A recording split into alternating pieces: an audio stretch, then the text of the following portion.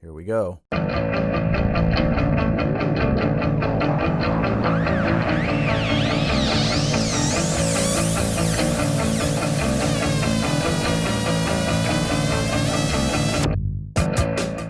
Welcome back to I've Known You Too Long. Today's episode is different. I'm violating my own rules and I'm doing it for a good reason. But on this show, as you know if you've listened to it, I interview people that I've known for a long time. The rule I've set for myself has been 15 years or more, and most of the people I know from the music scene. This one's a little bit different.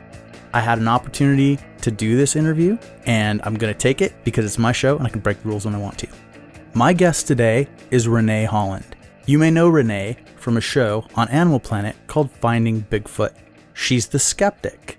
She's the scientist. She is sitting right here in front of me now for this podcast. Hello, Ranae. Hey there, Dave. How are you? I'm doing good. I get to spend some time with you. I'm excited and stoked for that, but I'm going to make you feel a little bit better right off the bat. Okay. If you think about this, if we mess with a little bit of quantum physics, what is time? I mean, we have the quality of quantity, so I could argue how long we've known each other. We could debate that. And I am a teeny weeny bit of a musician, so, you know. I was certainly not trying to insult. I'm just talking about the way that I met you. And clearly, this is still connected to the music scene. We did meet each other because of connections to the music scene. That's true. But it's not the same as the other episodes. You didn't know me when I was younger. Mm-hmm. But like when we talked about would you come on and do this episode, I said, I feel like I've known you forever. I felt like I knew you forever immediately upon meeting you.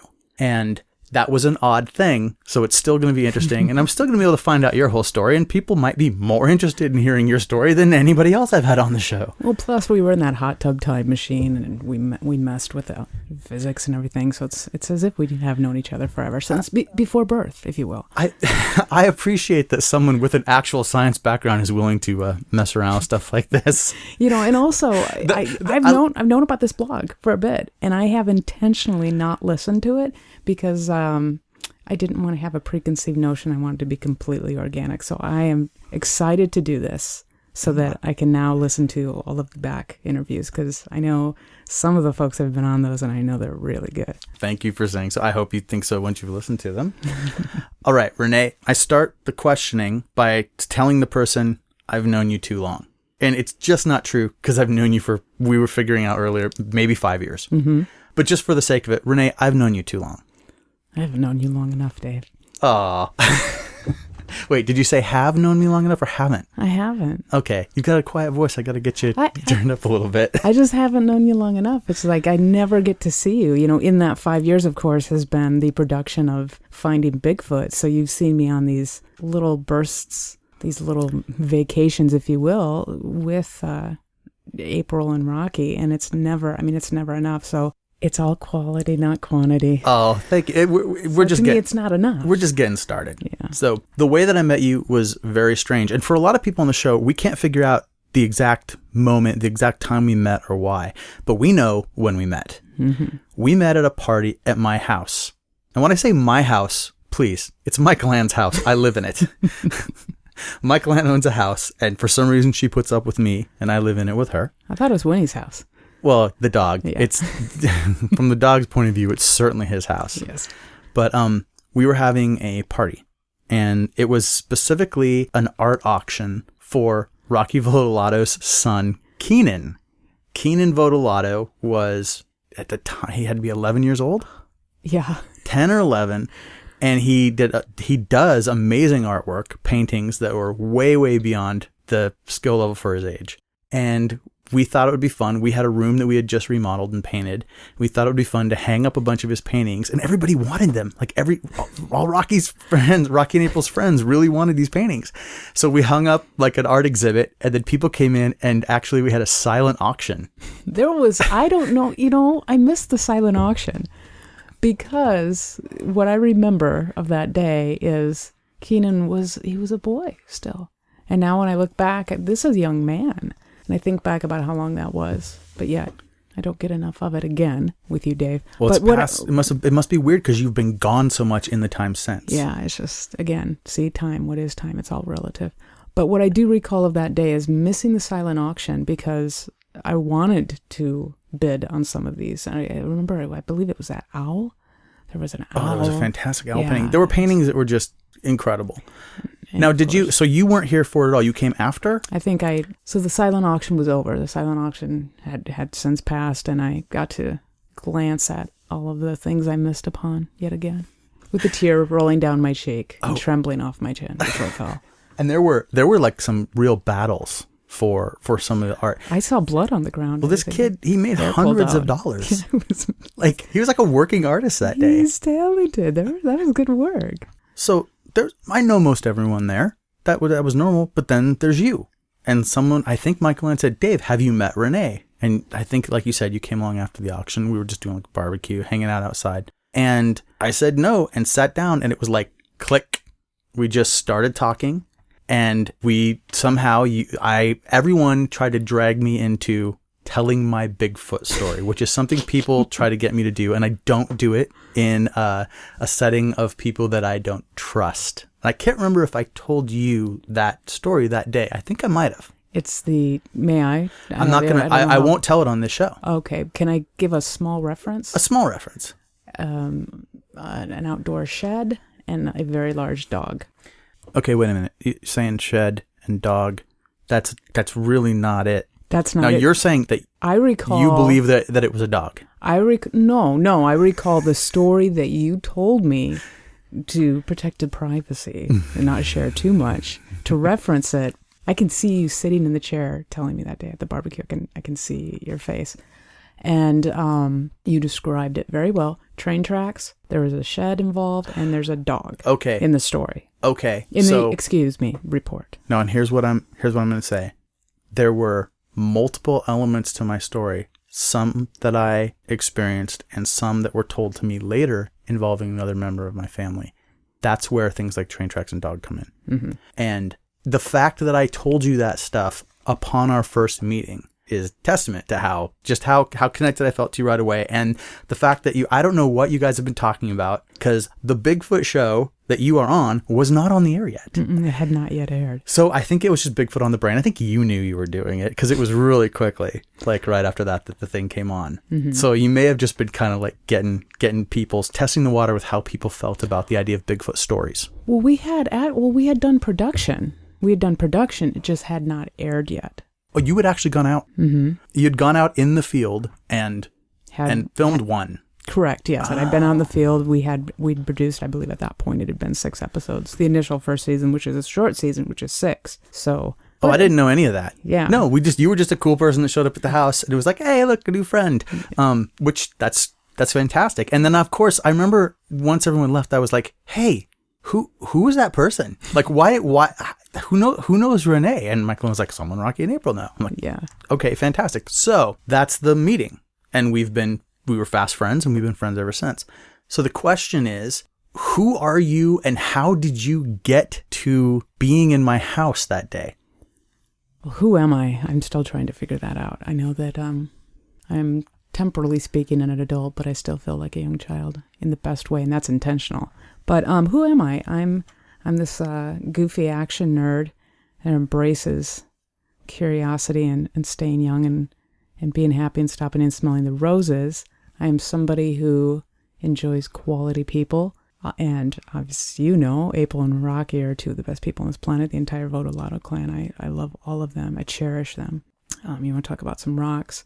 So knowing how important you and Michael Ann are to April and Rocky, I have to say, going in, I was I already had an idea. I knew that you must be an amazing person. How much they love you and how well they speak of you. So I knew you were somebody I definitely wanted to meet, and like you said, immediately hit it off. Well, I'm going to have to make a rule right now. Nothing else can be complimentary. I'd actually heard that you had a real temper and you were a real jerk, and they just didn't know why they were still friends. Something like that would probably work. Yeah. Otherwise, I'm going to get this big head and my headphones won't I pay them anymore. a lot. I pay them a lot of money. There we go. Okay. Michael Ann has claimed for, coming up on 20 years now that she's only with me because my friends paid her. So yes, I'm another one of those. So if I recall correctly, I was on a break. See, we had done production. We were on the break. You were good at keeping this a secret. Getting ready to air. I could not discuss a lot. I don't know if that even ever came up. I don't recall that part, but I was wanting to spend some more time with Rocky and April. And if I recall, it was April was like, you must come. You've got to meet Michael, Ann, and Dave. You're going to love them. And I do. Oh, thank you. She was right. Oh, boy. April's always right. April's frequently right. Yeah. Okay, so how did you meet Rocky and April? So I was in a motorcycle endorsement class. You know, the funny thing with Bigfoot is, Bigfoot is my dad to me. So when I was a little kid, testing stunt gear, riding motorcycles, cheesy Bigfoot stories in search of, I come out to Washington State all these years later. When my dad passed away in 2003, I wanted that old school Triumph motorcycle that we used to ride together. And I wanted to find that old cheesy Bigfoot movie that I have this very distinct memory from seeing at the K Cinema in Sioux Falls when I was probably 5. And nobody knew about the motorcycle part because it was in a garage slowly getting put back together. They only knew about me running down cheesy Bigfoot stories. But I did. I had this motorcycle, so I went and got my endorsement.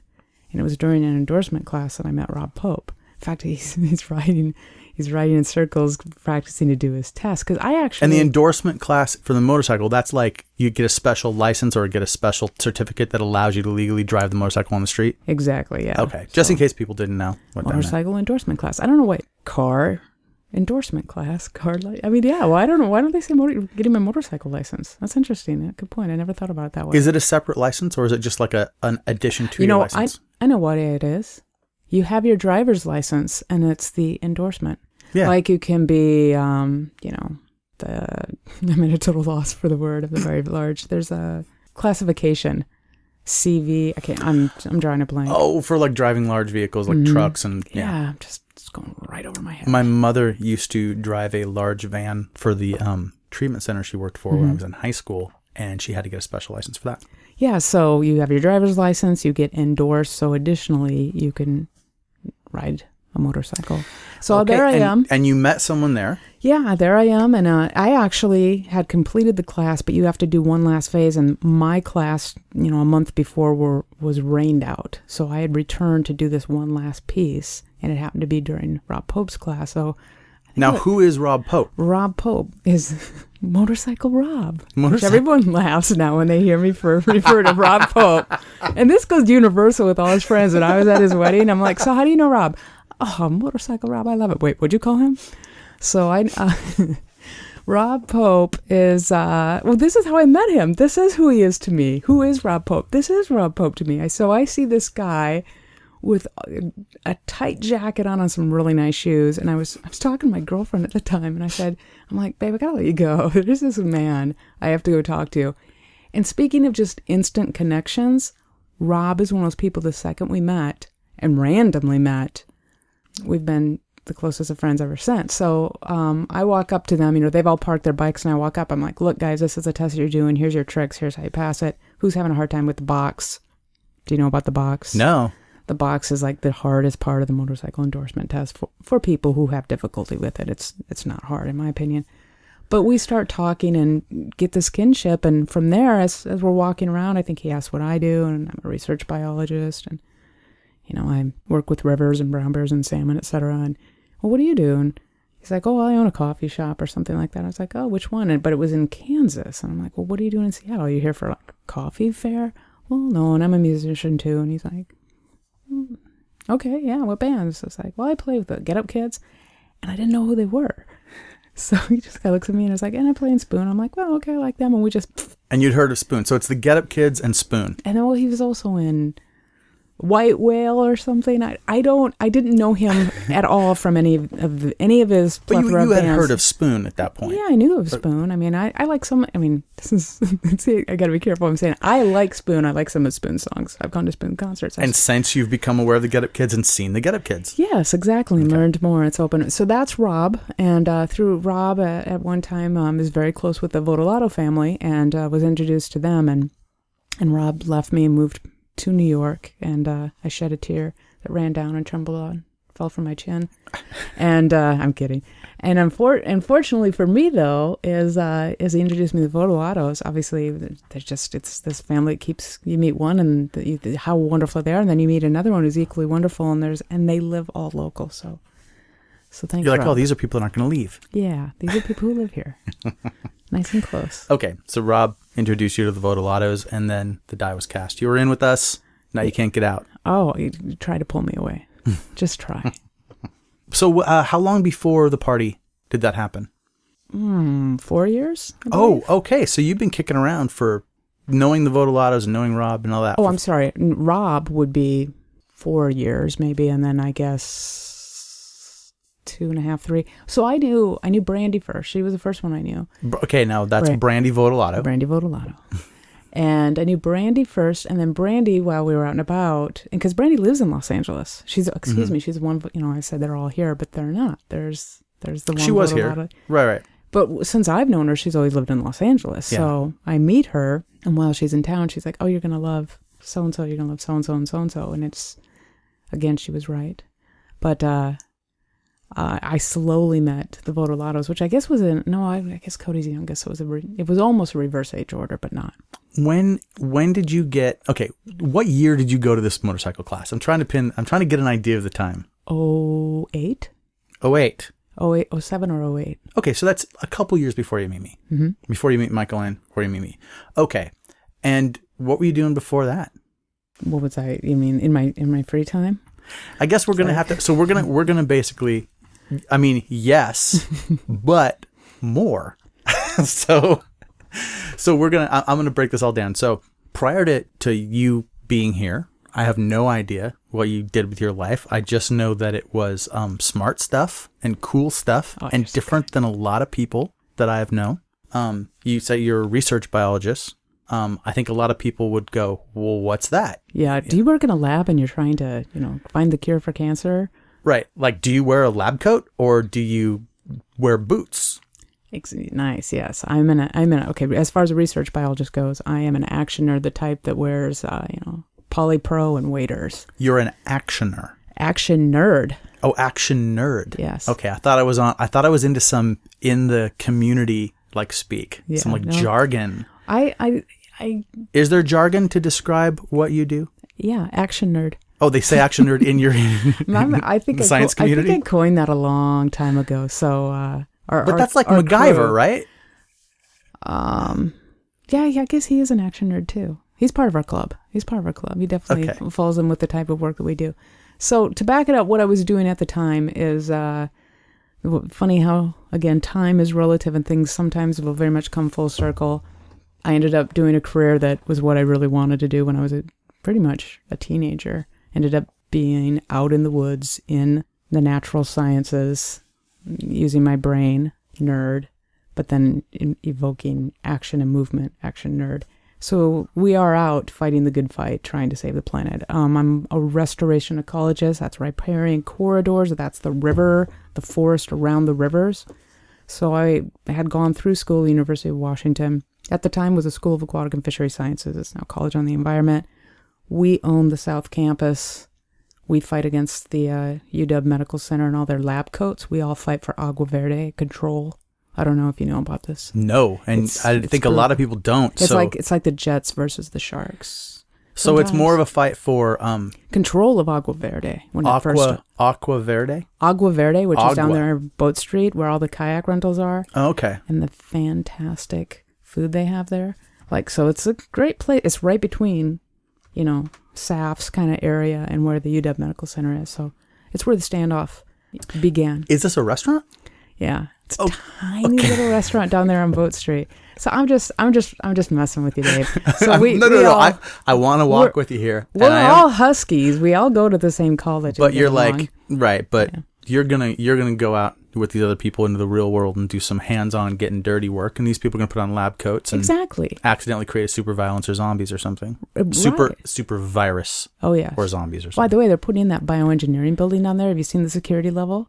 No. Because they have people, they have the eco. I know they're doing something with animals and people are pissed. Exactly. So you have some of these here's your perspective, and eco-terrorists are not where they're tying themselves and chaining themselves up to the bulldozers. But so that's kind of where the standoff line is. That's right by Agua Verde.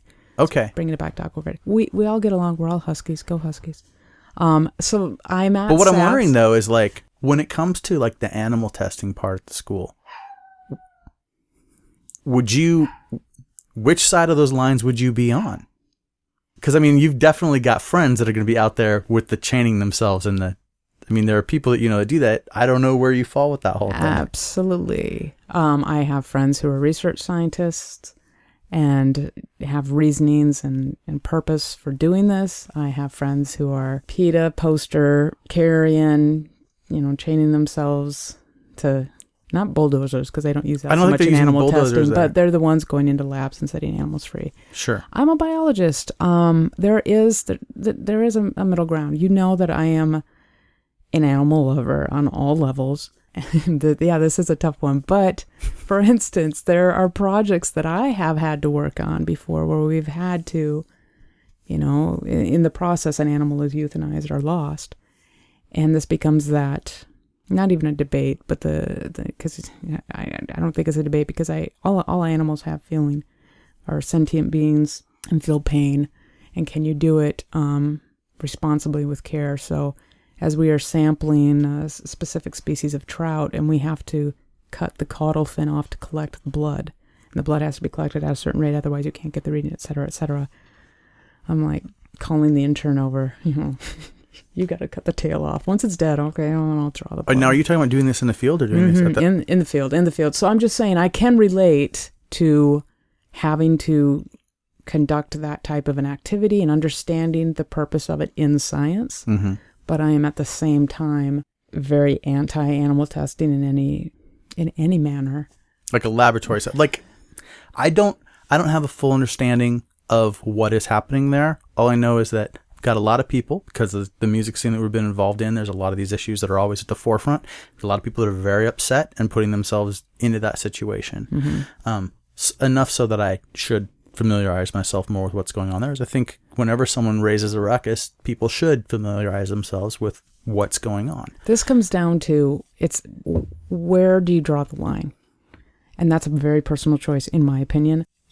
People can be very upset whether it's rabbits that are in that cage or a primate of some variety. But then where do you decide that you're not hurting an animal? What if we're doing studies and it's fish? What if we're doing it on snails? Where do you draw that line? And I think that's a very personal choice. And I don't judge anybody who fundamentally opposes it outright.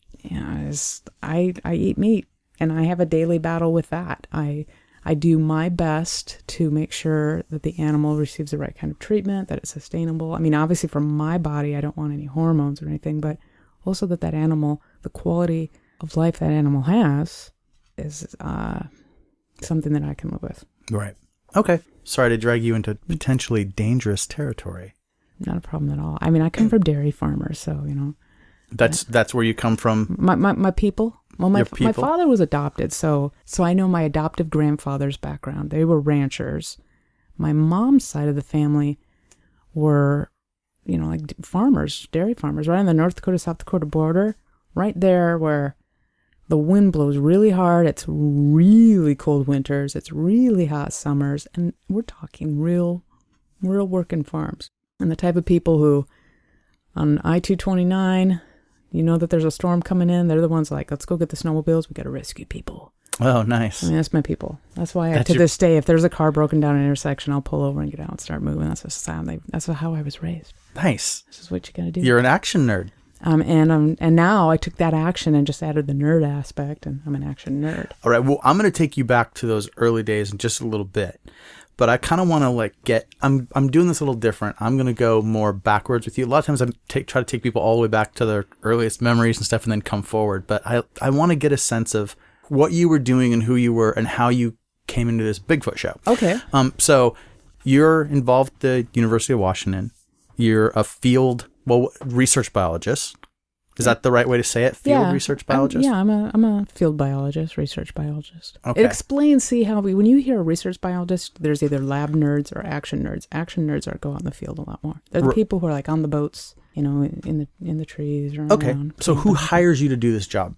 So to back it up, I knew what I wanted to do. You could either work to do this for my specific interests. I was working at the University of Washington, the Fisheries Research Institute, and ultimately was working with NOAA, which is National Oceanographic Atmospheric Administration, which does not mean you're out on the ocean. Everybody thinks, I think especially inland, not on the coast, you think NOAA, you think either the Weather Service. NOAA, you're on the Ark. Or you're on the Ark, exactly. 2 by 2, bring the animals in.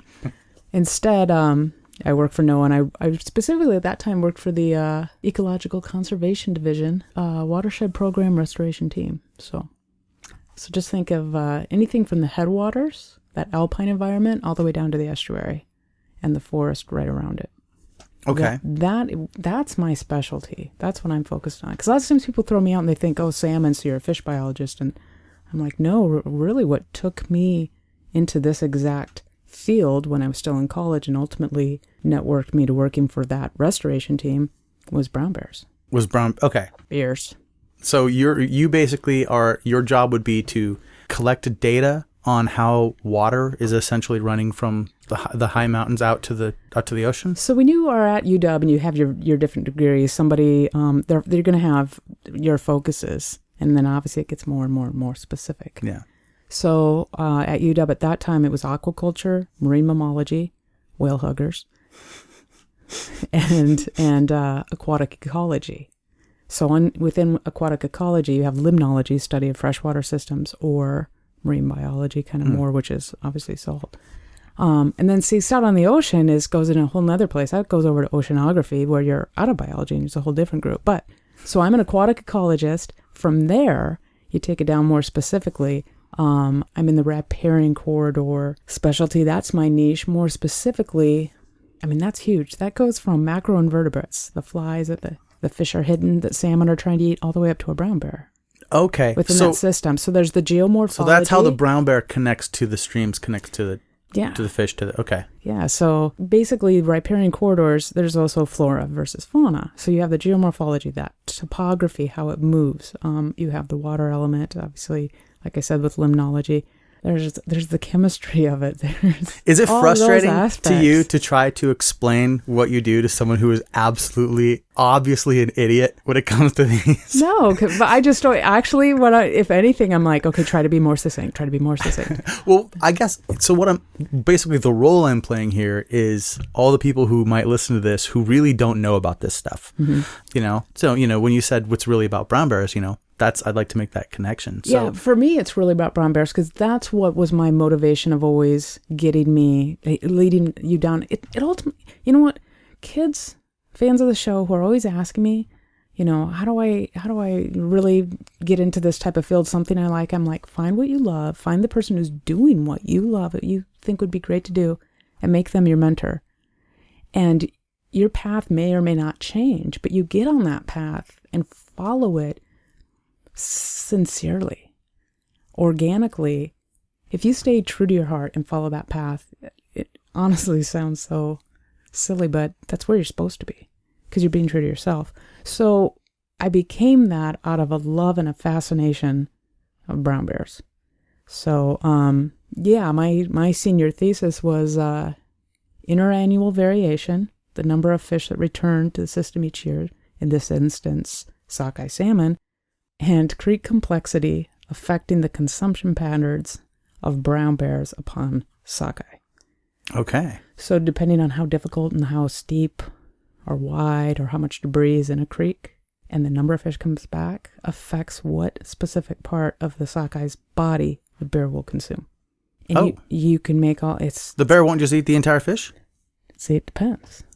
And you can graph it and explain it mathematically. And you can prove it. You can put your hypotheses out and one after another prove and disprove them. And then as people are gathering this data, as the years go by, the model that you've put out there should then be proven?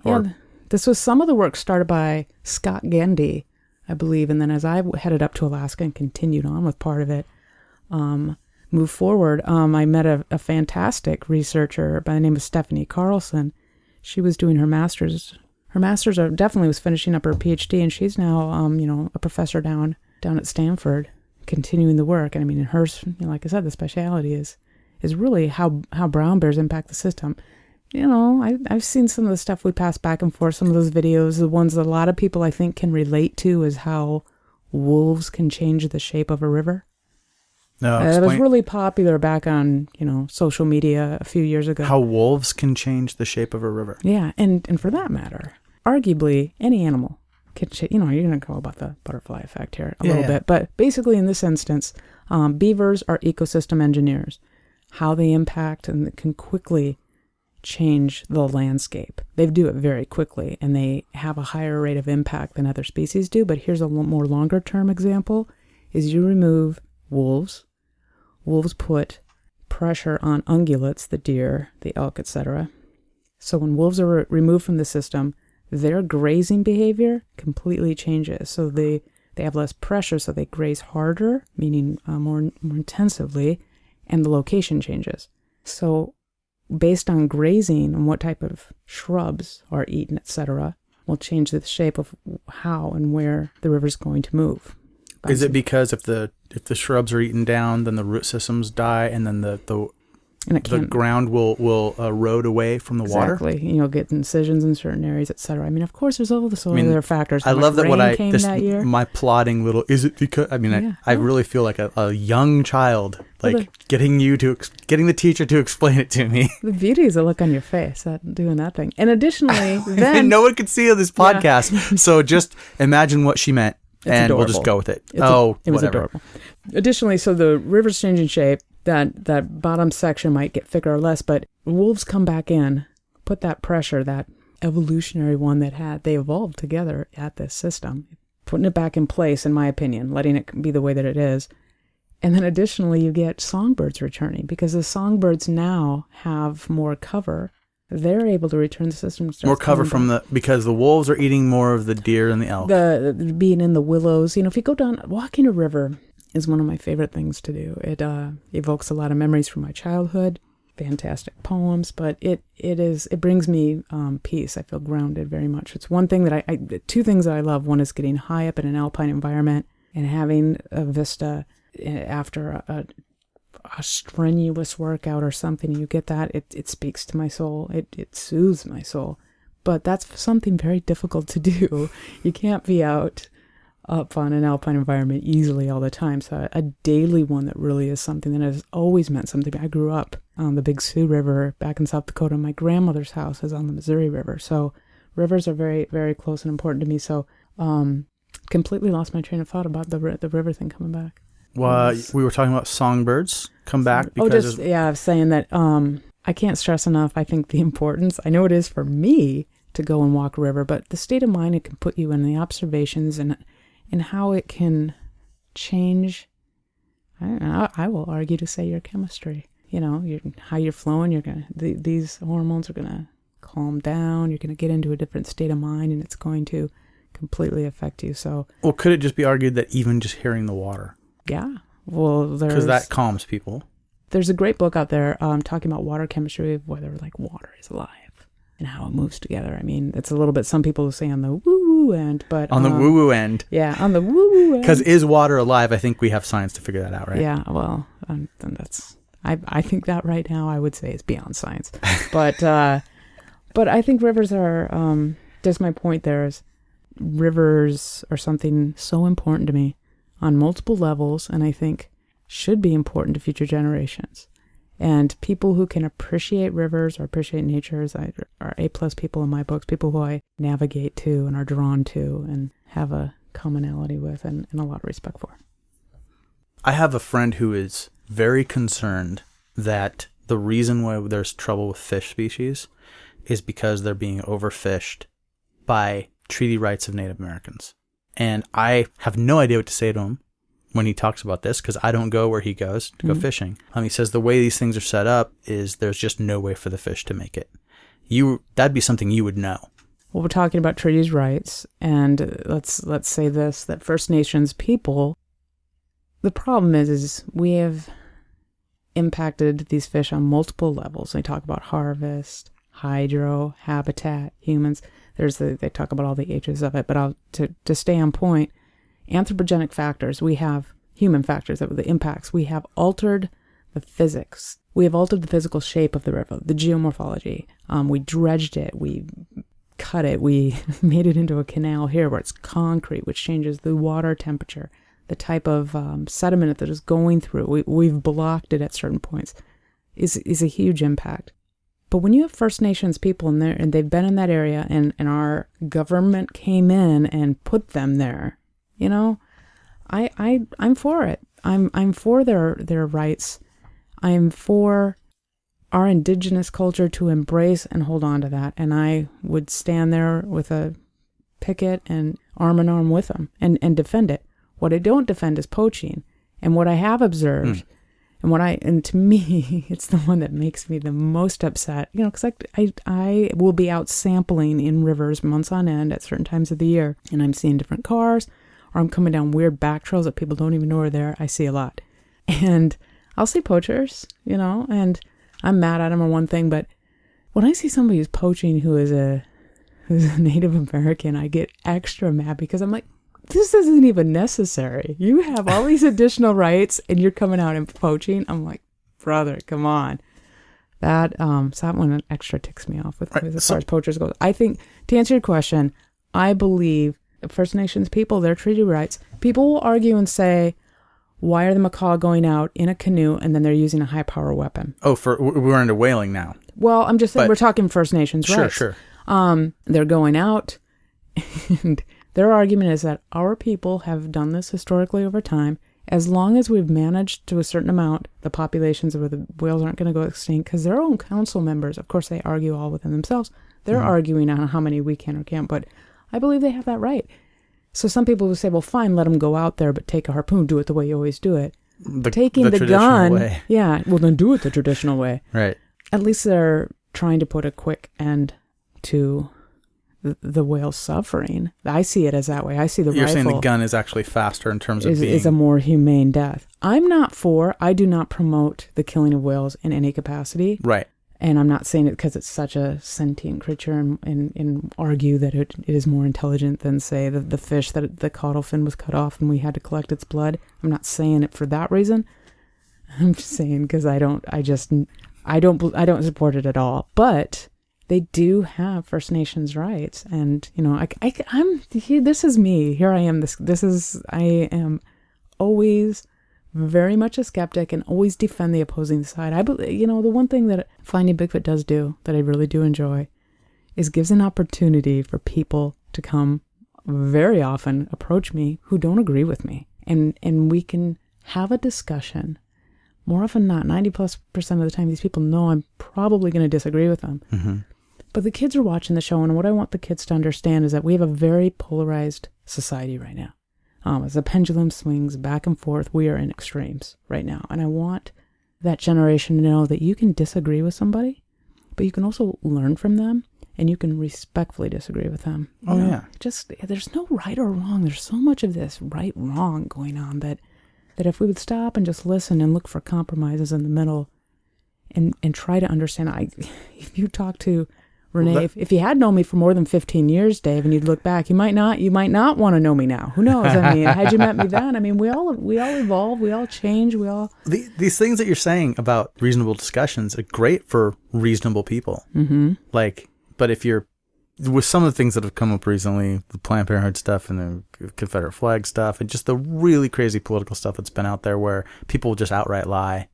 Mm-hmm. Yeah. I can say this, that even though I'm in a position where I'm the skeptical scientist, I can easily, and for the most part, explain away a lot of things. I will say, there's some that you can't explain. You can't categorize it to these other things. I think growing up in an alternative lifestyle very much kind of prepared me for that type of encounter where I am used to meeting people where I'm the outsider.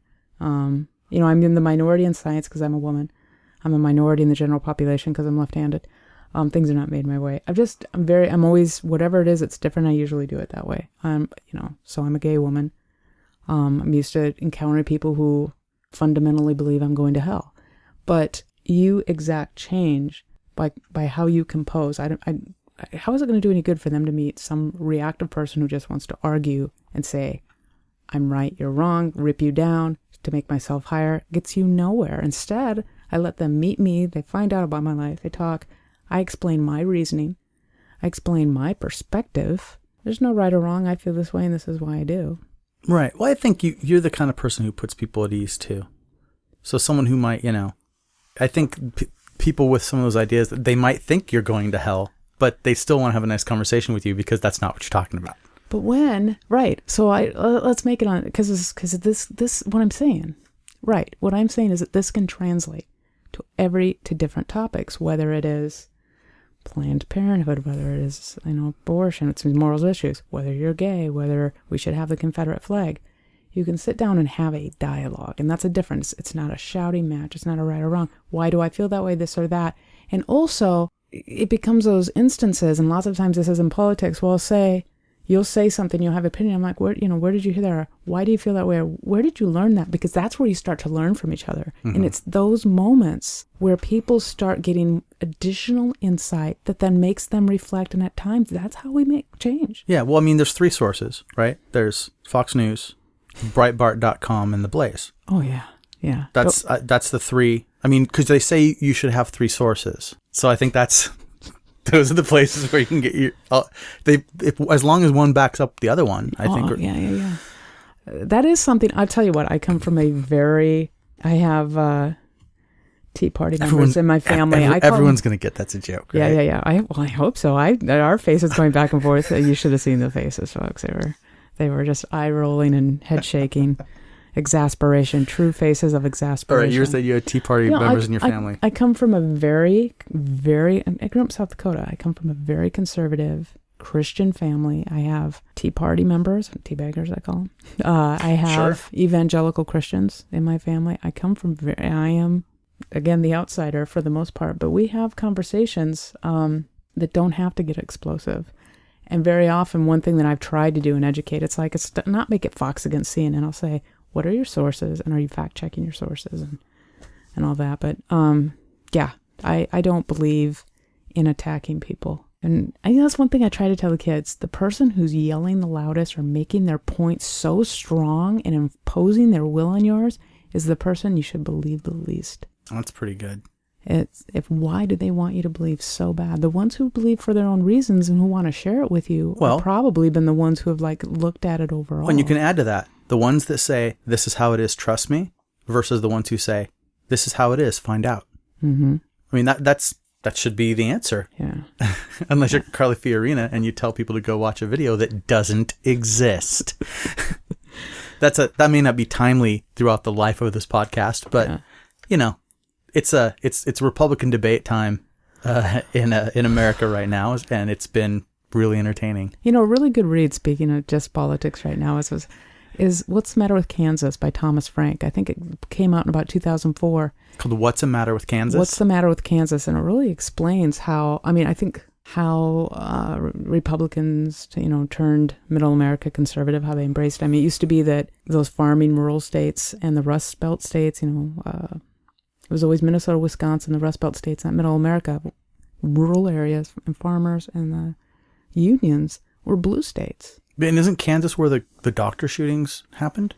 I don't recall. That's not in the book? The abortion doctor shooting. Yeah, I'm trying to think back, and I thought, because I know it's foggy-brained. It's something that Rachel Maddow has discussed a lot on her show. Oh, along with referencing the book? I don't know if she's referenced the book, but I've heard she's definitely talked about Kansas as being a place where you can ask that question. Oh, so okay. It could very well be. Oh, I'm seeing your connection. I'm just saying the book title is What's the Matter with Kansas. So basically the premise is the moral majority was brilliant. The Republican Party was brilliant. They brought in the idea of the moral majority. So instead of having a separation of church and state, which our country was founded on, the hypocrisy here is founded on religious freedom, mm-hmm. What happens is they go and they get these passionate pastors, preachers, etc., and they start basically preaching from the pulpit political issues. So instead of it being that the Republican Party represented fiscal responsibility regarding taxation and all these civil issues, they made it about moral issues. Mm-hmm.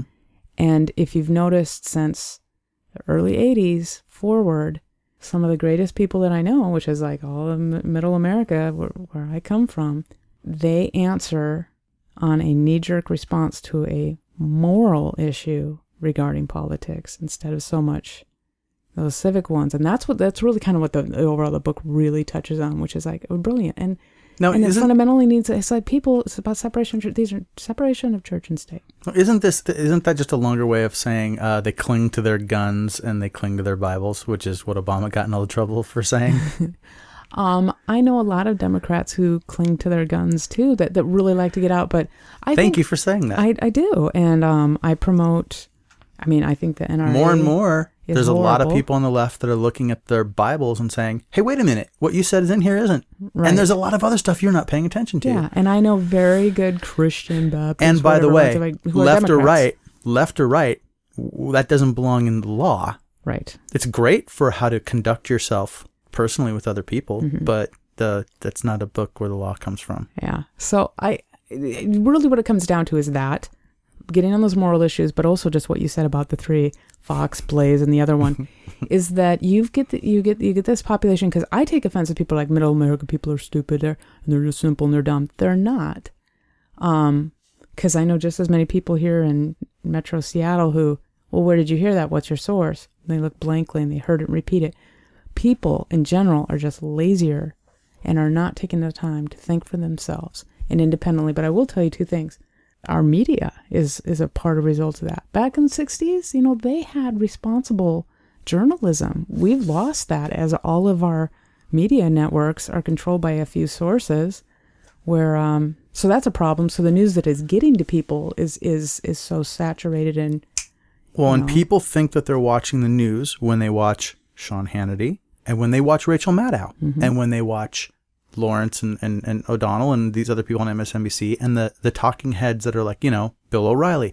That's not the news. That's the commentary. Exactly. But the news happens during the day when it's not a show with a name. But that news isn't even news anymore, Dave. No. That news is also saturated and slanted and sold out and owned by only a couple But arguably, agencies. though, that at least is what the news would be. Whereas people, I think, are watching when they get home after work. They're not watching the local headlines, right. which people do because they stay up and they'll watch like the Late Show and they'll see the news right before it. Mm-hmm. But if you watch MSNBC or Fox after 5 p.m., forget it. Like that's not real news. They're going to talk about news issues with their own opinion, and that's a different kind of vibe. Well, then you're talking about shock talk and all that and how that gets so out of control and what viewers want to watch. And first of all, we have nobody to blame for ourselves by our viewing choices that we make, and which I could run on. But what I want to say is, can you imagine being a journalist in this day and age and trying to write articles, okay, whether it's print in newspaper, magazine, or some venue, or if it's on the television, they have an uphill battle in this day and age because the parent company is cutting them off at the legs. That right there, in addition to the larger Fox News and MSNBC and all these people who are screaming back and forth. Now, I'm going to do this. I'm just going to see if it's going to work.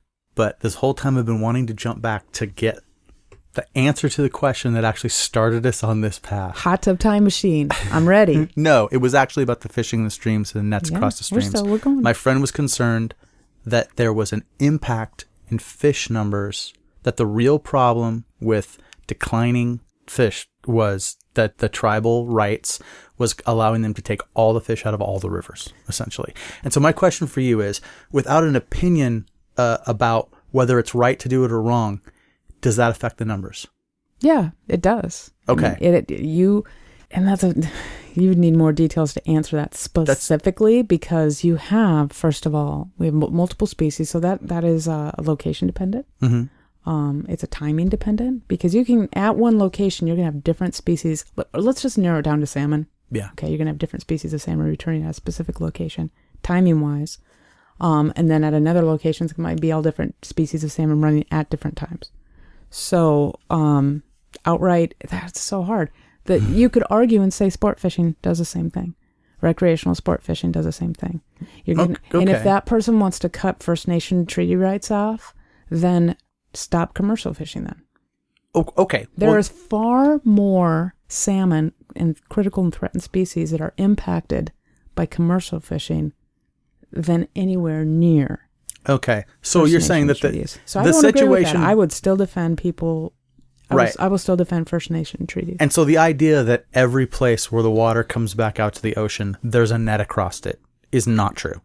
Every single place? No, that's kind of the idea. Well, okay. Well, so when one argues one point of view, the way we do it now in the world is it's either they shouldn't be able to do it at all, so there should be no nets, or because there's nets everywhere. Well, here becomes that exact. I wish, said person was here and I could say, why do you feel that way? Because I have been to places where there are First Nations land and the river comes out and there's not.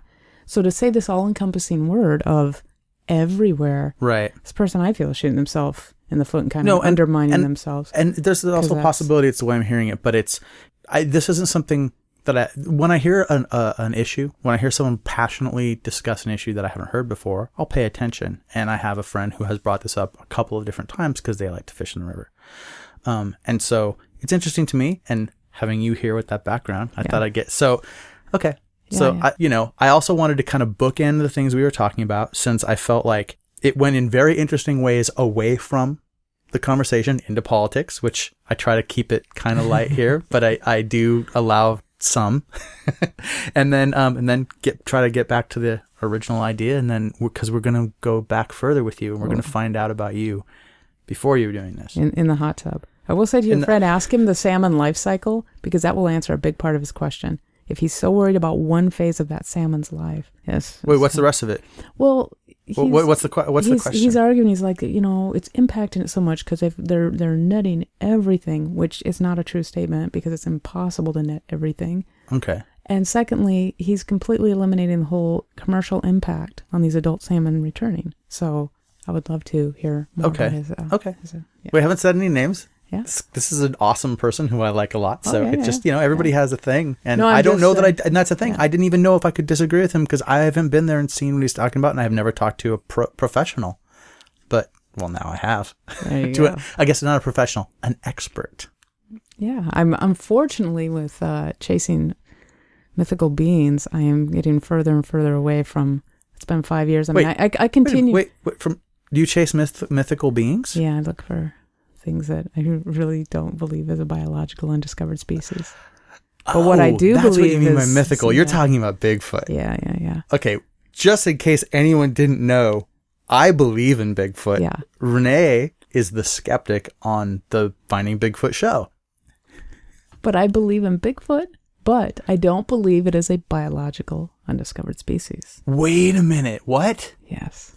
Okay, we're going to, you know what? We're going to change the format just a little bit. We're going to find out a little bit more about you later, about what you were like when you were younger. But I want you to explain that statement.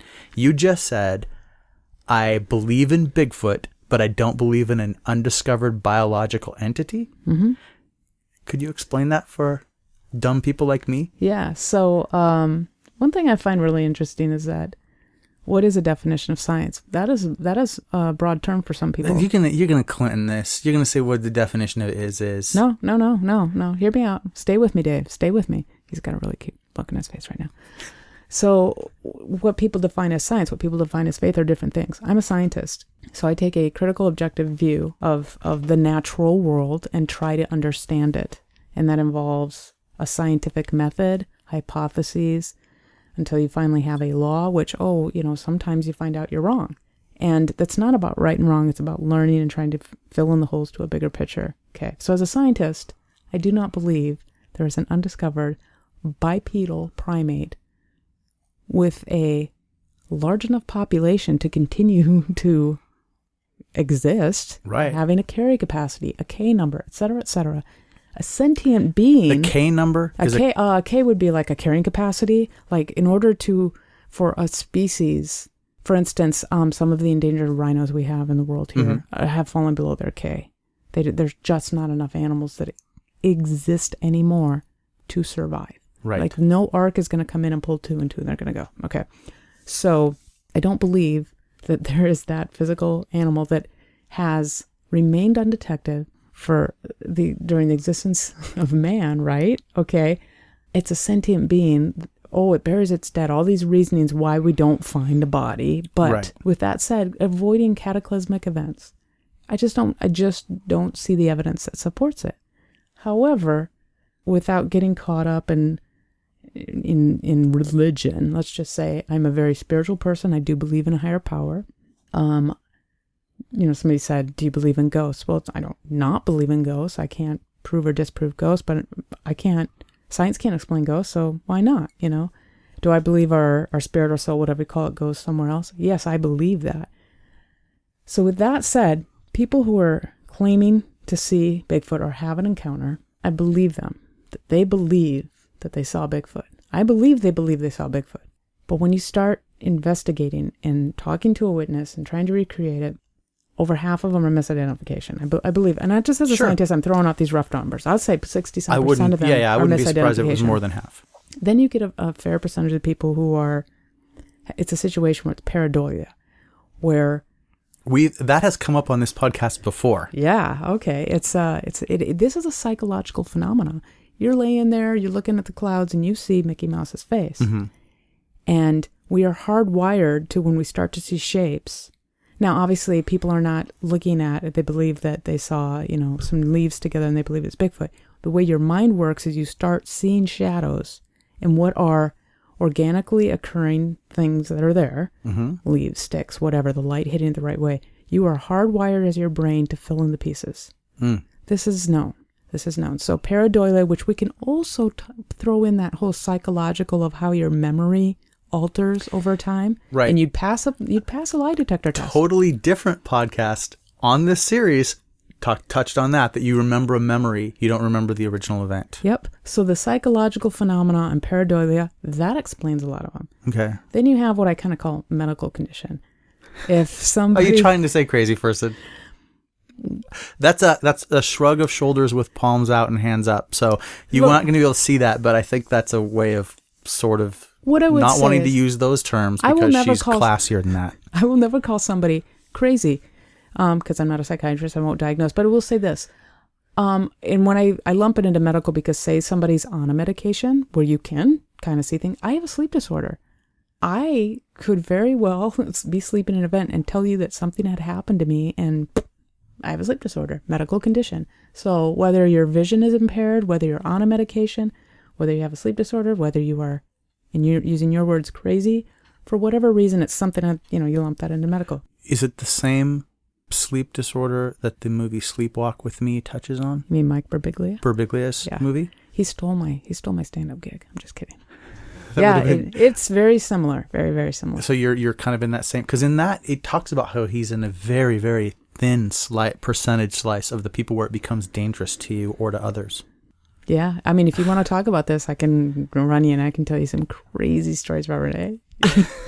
Well, I mean, some are scary, some are funny, some are. If you're willing to have those things be known, I mean, we could cut this out, or we can. No, I would totally glad to share. Do you want me to go there? Or you want me to finish this little pie of Bigfoot? Finish where you're going and pie of Bigfoot. Okay, so let's go back to the pie of Bigfoot. But I thought that was interesting. Yeah. So 60-some, let's throw out 60-some% is misidentification. Then you have that pareidolia, psychological one.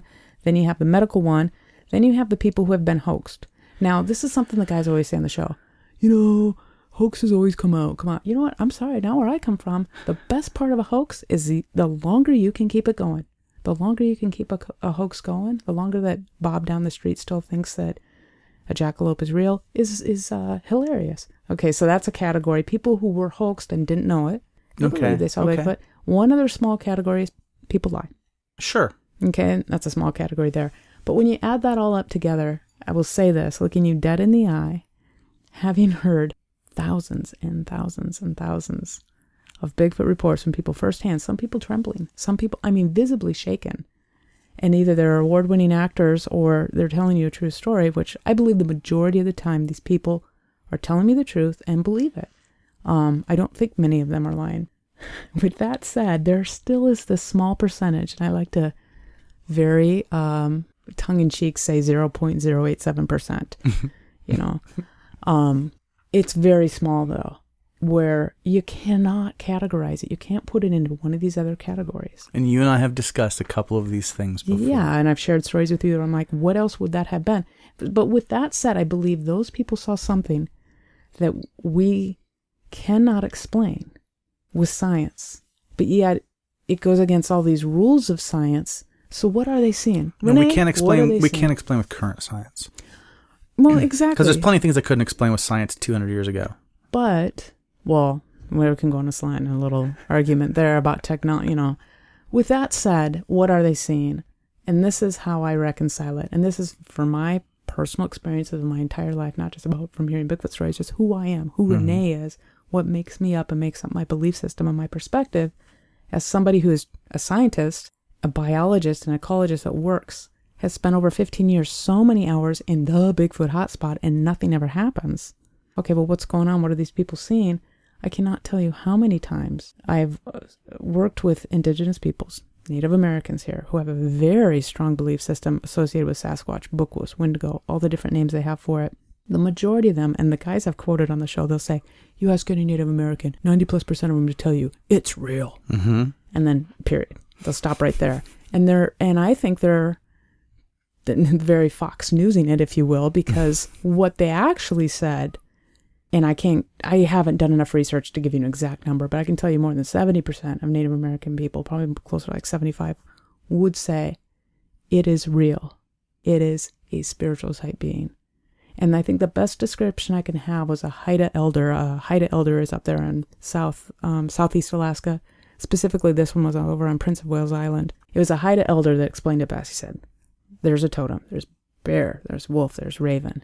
These animals are real.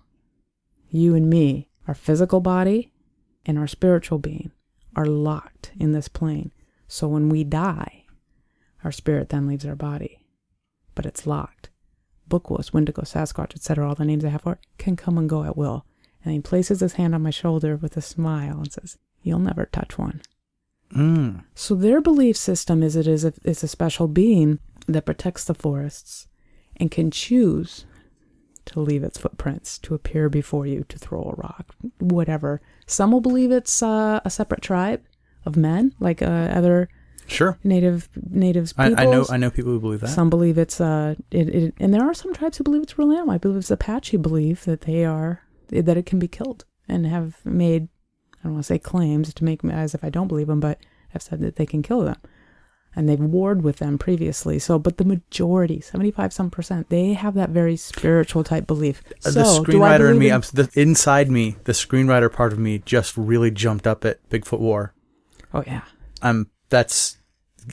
Okay, so that's another one that I've got to deal with now. The screenwriter in me is like, Walking Dead meets Bigfoot. Whoa, I mean, you're screwed. You're screwed.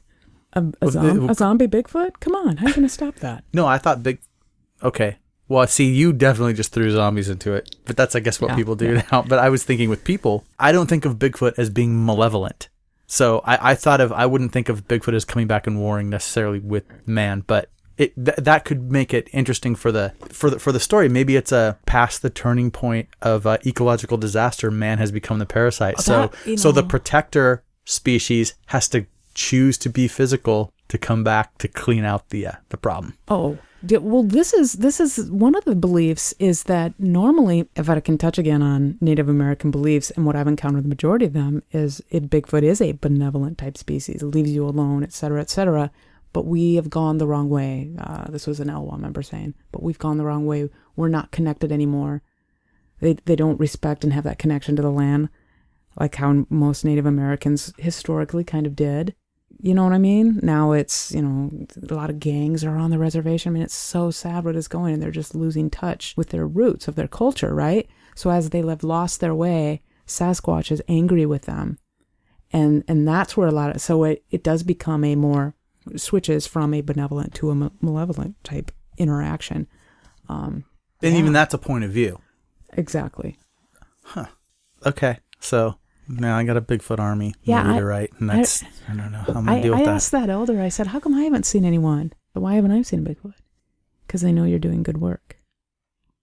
They leave you alone. Wait, so they're telling you that you're doing the right thing, so Bigfoot, you don't need Bigfoot. Not that I need Bigfoot. I was like, these people have these encounters. Lots of times it's just walking across a trail or running, but then there are the reports of encounters that are more aggressive behavior. Mm-hmm. But I'm just saying to this elder, I've spent the last 7 years of my life out here, minimum in the cold season when you shouldn't have to be out there. I'd be out there 3-4 days a week. But in the late spring, summer, and early fall, I'd be out there months. On end. I'm not seeing anything. And I'm out there at all hours. And I'm alone. A lot of it. I'm not seeing anything. And he's saying, because I know you're doing good work. They're leaving you alone. Now, a young one might mess with you. And if they do, you close your eyes and in your mind say to them, you need to leave me alone. I'm doing good work. I'm saving the planet. That was the advice you were given by Native American elders on how to get rid of a troublesome juvenile Sasquatch. Yeah. That is great. Okay, so everyone's got that now. Here's the thing. If you're not doing good work, you're going down. Yeah, Bigfoot's taking you down. Wow. He had to visit Washington, D.C. Yeah. It's a scene for my movie. It's going to be like Sharknado, but it's going to be big with Bigfoots. Oh, yeah. All I can say is if Bigfoot is real in any capacity, I want Bigfoot on my side. On your side? Oh, yeah. So there's enough left, even with that 0.087%. 0.087. You still think there's a chance. So you're saying there's a chance. I'm saying that even though science, of what we know in science and what evidence is, here's the thing, you can't prove or disprove. You can't prove Bigfoot's not real, and you can't prove Bigfoot's real. That's the reality of it. You have a much better chance to prove Bigfoot is real than to prove Bigfoot's not real. You cannot prove Bigfoot is real, and you can't prove Bigfoot You could prove real. Bigfoot was real with a body. But that's my point. You haven't. These people who are saying Bigfoot is real, I saw this, and I'm like, you can't prove that. You can't. They can't. No. That's what I'm saying. But like, you can't currently. Although some would even argue that the fossil record proves it. If you want to go with which I guess you don't like the whole land ape, Gigantopithecus blackie. You don't go in with that. You know what? Because of the K number. What I'm telling you is this is a fossil from, I think, 35,000 years ago? If I have off the top of my head. What you're talking about, first of all, is very small pieces of bone. Not even a fully intact mandible. It's mostly jaw pieces and molars. And pretty much all of the fossils that have been collected, the few that are happening mostly in China, a lot are found while they're digging out to create the dams, fit in a shoebox. Right. We're not talking about lots and lots and lots of bones. You're talking about if this is a fossil and they've dated it and figured it was this, time frame and it was a primate, then all you've proven is that there was a primate that was about that size. That does not mean that that's a primate species that went extinct, would be your reasoning. Okay, so here's the way I argue with people when I get the hardcore anti-Bigfoot stuff. And that is being a large land mammal. The large land mammals did go extinct. And there was a reason they went extinct because of hunting. Like in North America. If I'm wrong, go ahead and say you're wrong. Because you're still going. That's true, right? I mean, that's what we're taught. I could have been taught wrong, but they were hunted to extinction. But no one hunts an ape. Especially not something that maybe was the next thing down in the line of intelligence. Absolutely not on that point. No. We have people in current times, humans, Homo sapiens, who hunt and eat primates. Well, that's awful. It happens. I mean, when you start having bush people. I just thought that was in Indiana Jones where they eat the monkey brains. No, and it is. No, and I'm not talking about as some weird being exotic delicacy of here's something that is, that just is ridiculous greed that just disgusts me. I'm talking about people who are living off the land, sustenance, needing protein, or eating primates. Whether it's, the majority of the time here we're talking monkeys. But nonetheless, this is where a lot of the disease. Well, you're destroying one of my arguments. Yeah, here's one of the. Well, and here's one of the ones where we have these arguments, but we're doing it responsibly and we're learning from each other. The whole the zoology, the zoonetics, where you get that, where the diseases start transferring. And one of the things is, when you start talking about where did Ebola come from, because you get very ignorant people will think, it came from people who are having sex with monkeys. Oh, Ebola, yeah. It's like, no, that's not how it happened. It starts happening that we have people who, and they call it bushmeat because it's any animal that comes out of the bush. And so with that said, we have examples of humans preying on primates, and especially you have chimpanzees that eat other monkeys. Oh, I've seen that, yeah. Yeah, so it does happen. You were saying. Well, in order for that to have happened, there would have had to have been a more dangerous Bigfoot-like species that hunted Bigfoot to extinction. Which, by the way, that's great. I'm totally on board with that too. Let's imagine it and let me make up a pretend name for it. Huge foot. I want the name Coco to be incorporated in that funky name somehow. Coco. Yeah, it was my cat that I just always incorporate him to keep his little spirit alive somewhere or another. Okay, so I think we've maybe exhausted a lot of that, but that's good. So that's my reasoning. I do believe that's how I believe in Bigfoot. It's some type of spiritual type being. People are seeing something that is not a biological So you're right species. there with alien Bigfoot, basically, because there's people that believe that too. Bigfoot in and of itself is Bigfoot is a visitor. Bigfoot in and of itself is a culture unto its own, and there are all the subcultures into it. It's a man. No, it's a kind of ape. It's a different species. No, it's an alien. No, it's an alien's pet. No, it's a spirit. No, it's a whatever. Okay. Yeah. That Bigfoot world. And you've looked for all of these extensively. I run around in the dark, trying not to poke my eye out, trying for it to just show itself. Or people love that show. Evidence. A lot of them do. People can find out information about the show, specifically about the show, a lot of places. I kind of like to go different directions with the podcast. So like I've been threatening to do, let's go back. Tell me about your childhood. Did you grow up in the same place? Did you move around a lot, or were you in one spot? I was born and raised in Sioux Falls, South Dakota, the southeastern part of the state. South Dakota splits in half. The Missouri River splits it, and that eastern side is like, if you watch TV, Little House on the Prairie, rolling hills, a lot of dairy farms. Western South Dakota is ranching land. South Dakota, interestingly enough, a lot of people don't realize the percentage of reservation to the state is the highest for South Dakota. We have more reservation land in percentage than any other state in the Union. So it's reservation land, farmland, ranching land, the black, out pops the Black Hills. And then you have... and you got Mount Rushmore. Yeah, that's the Black Hills. Pahasapa, which is... it was the holy land for the Sioux Nation, and which they took it from the Cheyenne. So, nonetheless, that's all in that area. And then you have a few towns. You have Rapid City, which is... When I was growing up, it was like maybe 60,000. My hometown was about 80,000. Then you had little kind of podunk farming towns. And then you had the state capital, which Pierre is... As far as state capitals go, there's only one other state capital that has a smaller population. It is a very small town. So it's a very rural state. A very rural state. Born and raised there, yes. And so you went to the same, so you didn't move around within that area. Did you go to the same schools the whole time with the same kids? So my parents were very young. They were high school sweethearts, and we moved a lot, and I don't know why. And then, let's see here. My mom's never going to listen to this. I'll just say this. I had a rough childhood. I did. My dad was an alcoholic, but I had a fun dad. Alcoholic. He was a young... Well, it's not always fun. I mean, let me say this. My dad's shortcoming was his alcoholism. He was very much an absent father. He wasn't abusive to me. When he was around, we could have fun. However, I was the adult. Like that, right.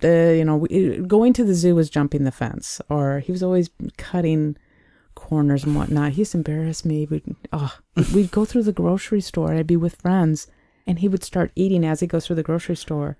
And in his mind, you pay for it if you're still eating it in the line. And I'm like, so as I'm growing up, I'm carrying it to the line and like paying for it. Just, he was an odd fellow. I mean, he didn't do it with any malevolence. He just completely... just some weird disconnection. I mean, he was an interesting fellow, to say the least. My folks divorced when I was very young. I think 3. I mean, if somebody honestly asked me, when did your folks divorce? I don't remember. I just remember being in like 2nd grade, and my parents, we were going to live somewhere different than Dad. And by that time, I'd already lived in 4 different spots by 2nd grade.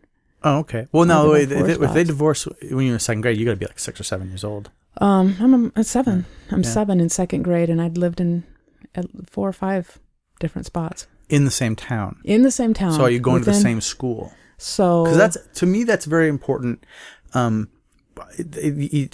like to kind of get, with all of these episodes, an idea of what people... So I know what you're going for now. Okay, so what people were like when they kind of had some stability in like their social group, or the same teachers, or the same areas where they, and like kids that move around a lot, they kind of have a different point of view sometimes in life. I see where you're going. I had 3 different elementary schools.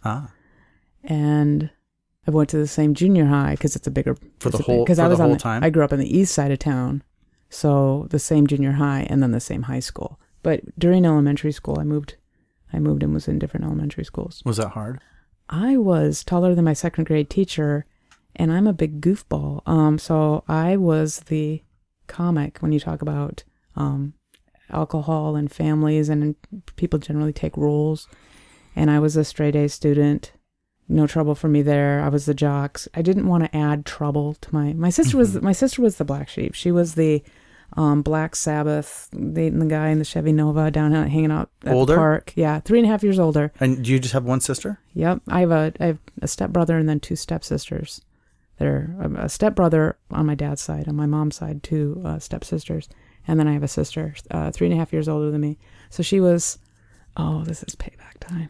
So she'd be down at the park smoking cigarettes and maybe, When she was how old? She's a teenager. Okay. She's a teenager. And teenager is 13 and it's 19. So probably 14 and up. Yeah, okay. Probably, All right. Yeah, and she's down there listening, like April Wine and Led Zeppelin and great music. My sister, that was cool. I didn't mind that and anything. And then I'm the skinny as a rail jock, straight A's. We've always been night and day, but she was the black sheep is my point. Mm-hmm. And she moved away to Seattle. And then my mom... what was the connection to move away to Seattle? A boyfriend for her. Okay. A boyfriend. So again, my folks divorced at 3, but my dad's still kind of in and out of our life. And so I think when I'm in like maybe 4th grade or something, so by this time my sister's that teenager, right? She's the one that I think, looking back, very much wanted dad's approval. She was the very femme girl with the feathered bangs and all that, and seeking approval from my dad, whereas I'm so much like my dad that I didn't seek his approval. We just would hang out and have fun and do things, and I never, got that sensation of it. It was just, we had a very different relationship. So my sister moves away, has a boyfriend, moves to Seattle, and then my mom remarries, and my mom is one of the sweetest women on the planet. Sweetheart, just have some really bad tasting guys. Okay, so I had that's not really crazy, Yeah. That's not abnormal. Yeah. Well, exactly. We know some other people in our lives. Exactly. So a really bad individual, again, who had a drinking problem, who he had some events in his life that were very unfortunate. And I think when you have tragic events happen in your life, they define you in so many ways. And he went down a really dark path. And then another thing happened, and this is just somebody who became darker and darker, and for whatever reason externalized it. So he became a very ugly person. And who was this person? This was my stepdad at the time. Okay. So I'm a teenager. This is like 1984 or something. I'm like 13, 14. And, my dad was a daredevil stuntman. So I had this dad. So my sister has, Wow. Okay, my sister's still around. She hangs out at the park and runs with the boys. I'm like the basketball player, a good kid. And I got my best friend. So this is kind of movie stuff here. This sounds like 80s movie stuff here. You've got a stepdad that is problematic. Yeah. And you have a not very present, literal daredevil stuntman, kind of rascally thief, real dad who comes around every once in a while. Yeah. But that would make you, I would think, kind of play up the good aspects of... Well, I don't want to cause trouble. I don't want to make my mom's life any harder, is really what it was. So my dad, by this time, my dad is around, but he's not really in my life very much. He then remarries, and it's my stepmom, who I got to spend the day with today and had a great day with today. Here, I'll stay on target. My sister, it's right about the time my sister leaves. So visualize that I have this dad that's kind of can embarrass you, and he's known throughout this town. Sure. He's a drinker. He's all the cops infamous. know. Yeah, that's John Holland. Everybody knows there's John Holland.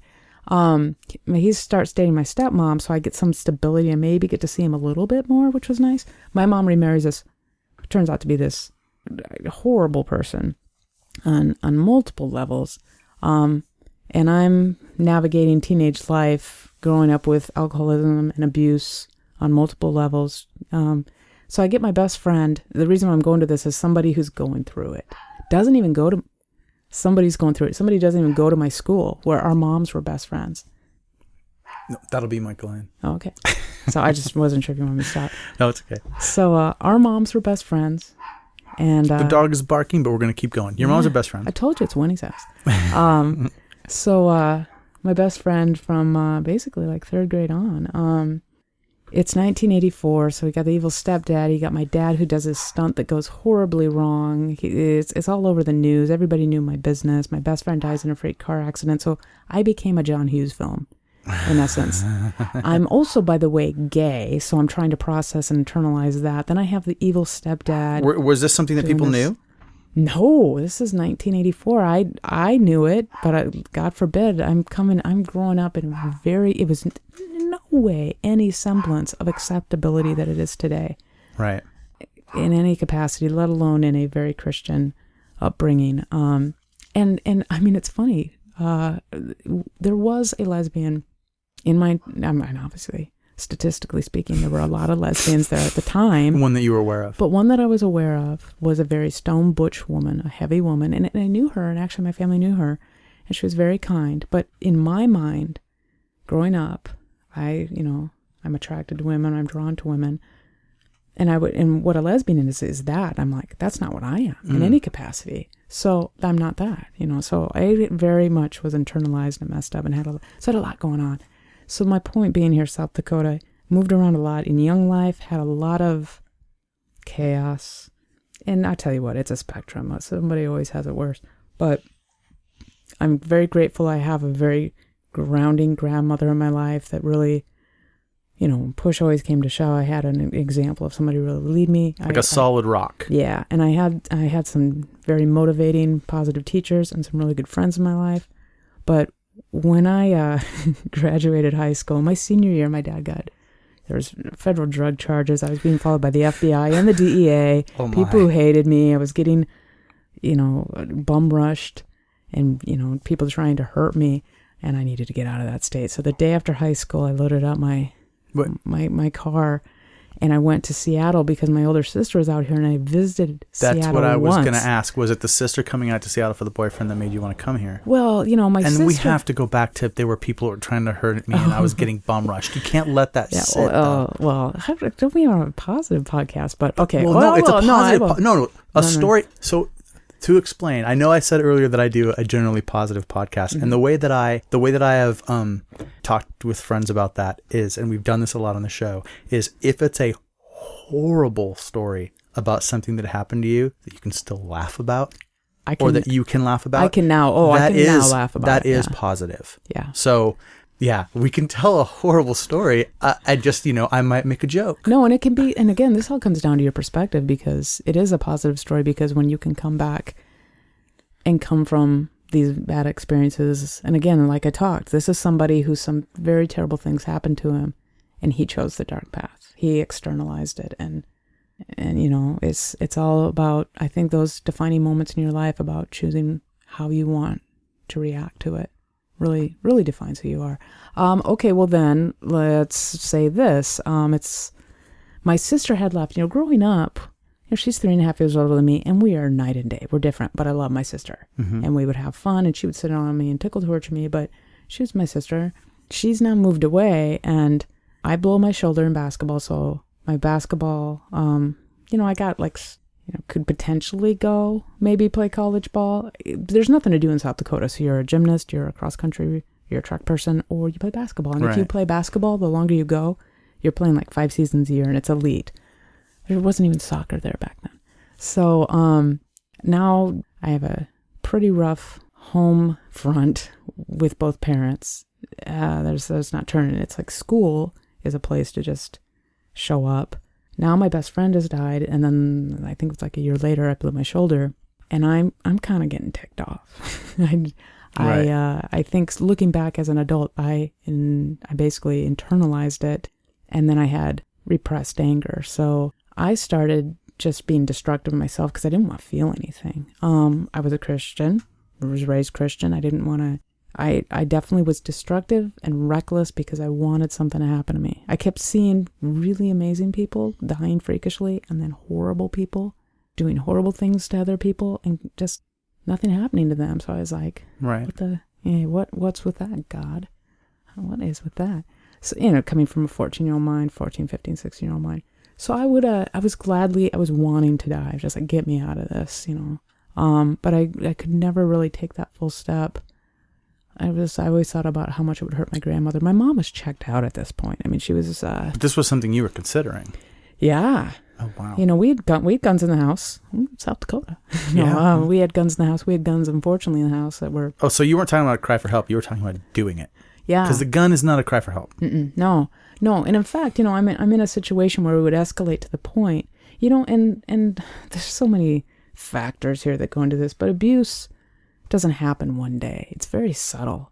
You know, so how my stepdad began to abuse my mother psychologically, for instance, starts very subtle, and you isolate them from their friends, you start controlling, etc. And it leads up to, so you can drive when you're 13 with a learner's permit in South Dakota. So at 14, while this is going on, I have my own car.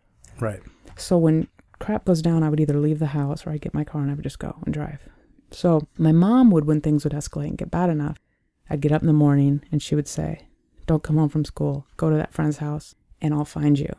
And I'd leave for a few days and say, I'd keep going to school. I just had a bag that I'd just grab. Right, go bag. I'd go to school, stay with that friend. So I was that kid that everybody kind of felt bad for. Like, oh, you know. Okay. You know, he's got that shit life. We'll take you in. So I had a lot of friends that I could at least go stay at somebody's house or something like that. Well, I remember, see, you can laugh at it now. Well, I remember coming downstairs to go to school one day. And the abuser, my stepdad at the time, you know, it used to be he would get drunk and he would reference, I'm going to kill the dog. Oh, Jesus. I'm so miserable, I'm going to kill myself. No, don't kill yourself. Then it's like, oh, I'm going to kill myself and the dog. No, don't do that. And then it's always, and it escalates. So it's like not this didn't happen one day, but it escalated to, I came downstairs and he would always reference the gun, or he would let my mom go to work or something. But he had the gun on the table, you know, with the Captain Morgan, and he's not letting my mom leave. And normally she would just go off to work and then, you know, so, no. Enough abuse and enough chaos has happened that you get kind of this numb state. And that's what people don't understand about victims. You know, why don't they just leave? And me, not the one being directly abused by him. I mean, I was, you know, of course, chaos and outfall and abuse in different, you know, aspects. But the direction, or I should say, the focus of the abuse was my mom. I'm a by proxy, you know. I'm even kind of numb and not thinking. You know, well, when you said that's what this. people don't understand, why don't you leave? It's because the water heated up gradually, exactly. like the frog in the pan. And why don't I leave and say? And here's one thing. I mean, as an adult, I even think about this. You know, I have somebody in my life who I can connect with very well, and the one thing that I enjoy about her the most is that she had a difficult childhood, not in the same ways, but a lot of things. And she raised her middle finger, F you, and I'm out of here, and left. And I always wonder about it, like, why didn't I do that? Finally reach my point and say, F you, and leave. And I don't know if it's my Catholic guilt, but I couldn't leave my mom, even though she's there and she's being abused. And I would step in and she'd be like, no, go to your room. Why would I fundamentally obey her? What was it in me that would be like, I wouldn't say no. You know, I would say no, but I would always back down from her. So I come downstairs, guns on the table. And I head off to school, and I remember I went into it was probably my second class period before my friends like, hey, you know, how you doing? Oh, it's a tough night, blah, blah, blah, blah, blah. I came out, and I matter-of-factly say, you know, he's sitting there, the gun's on the table, and he won't let my mom go to work. And my friend is like, what are you doing? You have to go call the police. And I'm like, oh, yeah, I suppose I should. So I just get up and walk out of class. So my junior high and high school years, when I think about schools now, I would get out. I would be kind of like in a fugue state, and I would walk in and out of classes, and teachers would kind of let me do it because crap was going down. So I went downstairs. Well, so the teachers wouldn't try to stop you. I think yeah. It's a small town. People know what's going on. Wow. You know, I'd kind of like walk. I'd raise them. I'd go. And I went down and you know, everybody knows your business then because they're the assistant principal. Hi, I need to use the phone. The woman at the front desk is my forward's mother. The principal guy over there that I've talked to is my guard's stepdad. You know, and I'm like, well, why do you need to use the phone? Well, my stepdad won't let my mom leave work. He's holding her at gunpoint.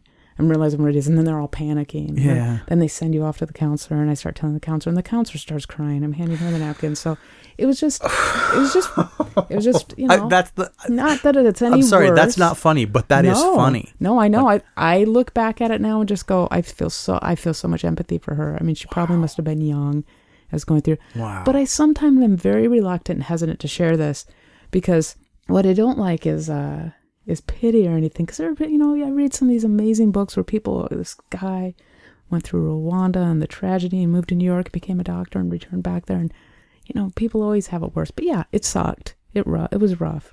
So I've talked about this with a couple other people. There's no way to, you just can't not have the experience of your life because other people are having the experience of theirs. Exactly. It's nice to be aware. You should be aware of what the situations for other people are, but you still have to live your life with the situations that you've got, and your bad is bad to you by your own understanding of it. Yeah. Like, it's the thing that's real to you because you're only in your own body with your own understanding. So everyone nowadays seems to be making this, I realize everyone's had it worse. And I think that's fair, but I also like to just be the voice that says, no, it's okay to feel your pain and hurt your hurt.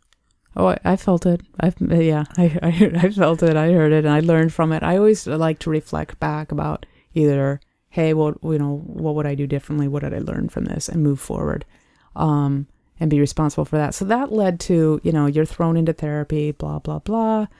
You know, and what I find really ironic is the evil stepdad went into therapy and came out a more cruel individual. A better abuser? Yeah. Because he knew what tools were going to be used against him next time? Yeah. So there's off again, on again with him. I wish I couldn't just guessed that. Yeah. So there's off again, on again with living with him, you know, because that's how the pattern goes. Well, I'm pretty disgusted by the whole thing. So I pretty much live with my manager from where I work, one of my best friends. I'm never around. I'm never home. And my mom is more and more fugue state. And she finally gets away from him. But my senior year, my dad had done this stunt that went horribly wrong. And okay, I don't even know what it is yet, but totaled 7 cars with his body. Totaled 7 cars with his body. With his body, yeah. My dad had some of the previous stunts he did went well. He had some Guinness Book of World Records. He was on That's Incredible a few times. And it was this last stunt. Well, I probably saw your dad doing stunts on That's Incredible when I was a kid. Yeah, you did. Connection to the... Hey, that's more than 15 years. Oh, bang! Actually, it should be a whoa. I think I saw Boom. Every single episode of That's Incredible. So if he was on it, I saw it. Yeah. All right, we're back from a quick and very important break. You were telling me that your father totaled 6 cars? 7. Totaled 7 cars. And then you started going into some of that detail, but we need that detail. Yeah. And then you said he was on That's Incredible. But let's hear about this. Totaled the cars. Okay. Well, it was his 3rd stunt. So see, his previous stunts, he was on That's Incredible. So this would have been 4th of July, 1984. I spend every 4th of July at my grandma's house. So I'm not there, which was a good thing because as a 14-year-old, I remember looking at the drawings for it and going, this isn't going to work. He was kind of incorporating a blend of these 2 stunts, but without going into too many details here, in the interest of time, he took a modified street bike and he was going to go over, off of memory, I believe it's 40 Chevettes, side to side, and he's taking a ramp, and then there's no ramp on the other end. So first of all, people didn't even understand what was going on. You know, I wasn't there, but looking at the video afterwards, people... So he was going to jump these cars like a kid making a wood ramp to jump his bike off. Essentially, but what people didn't understand, maybe they're thinking it's a ramp to ground, and but they don't understand that the ramp is bent to give him this very high elevation, and it's incorporating the 2 previous stunts in a way. One of which is he hits a height and then parachutes down, and then the other one is, I think, at like doing like 120 down Interstate 90. He basically helps develop a drag chute for drag racers, motorcycle drag racers, and it literally, you hit 120 and then he just opens the chute and gets yanked off the bike. So I'm using my hands lots here. These 40 chutes. So you're saying that he would be in the air, then he'd open the chute, that would yank him off the bike, and he would parachute down. Yeah, and it would slow his speed down, and he would come at this angle. Wait, there's a chute before he hits the ramp, and then a second chute in the air? No. There's a chute on my dad's physical body, and there's a chute on the motorcycle. Okay. And the idea is, I mean, it's been so long now, but I remember the schematics and the drawing, and I remember the physics of it, and looking at him going, this does not compute. This won't work. I mean, this is maybe one reason I'm so flippant about my past, and I can state what somebody would think very private or very difficult to say.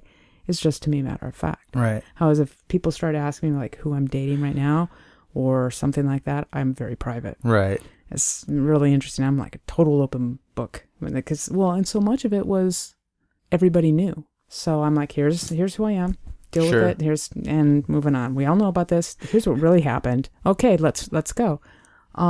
So the idea is to gain this elevation off this modified ramp at a high speed, and a chute is pulled, slowing my dad down and the bike down, and it gets this arc, and then there's no ramp over here, so just he's slowing down, and then so on the day of the event, I know that the crowd at this open end, some people had started to migrate around this way. Around this way. No one can see your hand. Like, here's this. Oh, I'm sorry. Yeah, thank you. Sorry. So in a linear line where the ramp is, then you have these 40 little small cars, which would be little Chevettes. What would they equate to today? Little Honda Civics or something. Yeah. The short way. So I decide. And then you had a flat ramp. You had a very flat ramp. And then there's this opening. If you think of the straight line, at that end opening and behind that flat ramp, people were kind of starting to arc around to get a view. And I call these people Darwin Award candidates. Because if you're there for an event and some guys on a motorcycle to do some crazy stunt, don't stand in front of the Don't stand in front of the pathway of a motorcycle that's coming. So, long story short, at the angle of the ramp, do you know what a hot dog is on a parachute? When a parachute comes out, there's a very small chute that leads it. I didn't know it was called a hot dog. It's I don't know if it's not its technical term, but it's referred to as a hot dog. Sure. The hot dog is already, as he's a fifth of the way across these cars, his hot dog's already coming out. Sounds really dirty. The impact. It sounds like my dog's doing the jump. Yeah, exactly. The impact when he hit that ramp at the increased speed that he... Wait, you mean the landing ramp? The takeoff ramp. Oh, the takeoff ramp. The impact that he hit the angle at his chute prematurely opened. The impact smacked it. Yeah. And it created whatever, the scene, boom, popped it out, So as immediately the hot dog is coming out. So when you look at these, the video and photos captured from that day, when my dad is at the spot, there's a very large orange Suburban parked at a location, and he's, this is split seconds as this is happening. It's all, and he knows that when he goes to hit that and he goes near that part of the Suburban, he has the rip cord that's up near, kind of connected to his helmet. In this day and age, it would be a button right on your arm, but back then, he was timing it, and then he's going to pull it when he sees that Suburban. And when you look at the footage from that day, he is already laid out in the air, perpendicular to the ground, 30 feet above the cars. His motorcycle just kind of right out in front of him. And the hot dog is already out. Right. And he's at like this. So he's, in his mind, he's going to pull it. Well, his chute's already coming out. Right. So he goes at this parallel angle to the cars, and he goes into the cars. He goes into the cars, and then... Now, you're talking about the bike or his body? His body. The bike, when it hit for a second, hit a couple of the car tops. Mm-hmm. And then hit and went somewhere, and then it didn't cartwheel into the crowd? Not. Oh, that's too bad. You know what did come off the bike? I know these Darwin Award candidates. The bike went in a pretty linear direction along the path because he was, he was somewhat good at what he did. Right. He got some world records. Oh boy.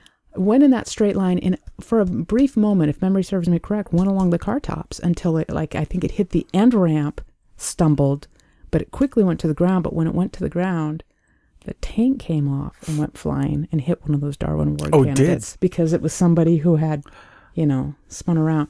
But my dad... Wait, now, what happened to that person? I think they broke a bunch of ribs, and they put in an application for a Darwin Award candidate. Okay, but they didn't die. No, they broke a couple ribs, and they applied for a Darwin Award candidate. But to win the Darwin Award, you need to die. Right. And did they have him back then? No. Okay. Well, maybe they did. I don't know. I don't know. Whereas, okay, so now you're talking about the motorcycle has wheels, so it was able to carry momentum to at least go somewhat more forward. My dad's body doesn't have wheels, and he's far more malleable and terrible. So he's destroying cars. When I say terrible, I mean tear your body terrible. Oh. So he's coming in at this kind of parallel above and he comes in and his legs go in first. And there's no chute slowing him down at this point. No. Okay. No. This was full speed hit. The hot dog had started to come out and his chute had just started to come out. Right. So it's minimal. It's minimal. It's fairly minimal. I mean, now with the amount of schooling I had, we could always go back and look and start writing equations, but that's neither here nor there.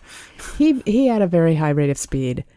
Enters, his legs go in, and that forward motion goes in. So then his tibia comes up. He blows his ankle. His tibia comes up through his knee. Oh. He goes down into the car. And that pretty much totals like 1.5 cars right there. And his body comes down. And if you would imagine kind of like a sardine can, how it rolls back, going that linear direction of the motorcycle from left to right. If the takeoff lamp is the left, right is the end.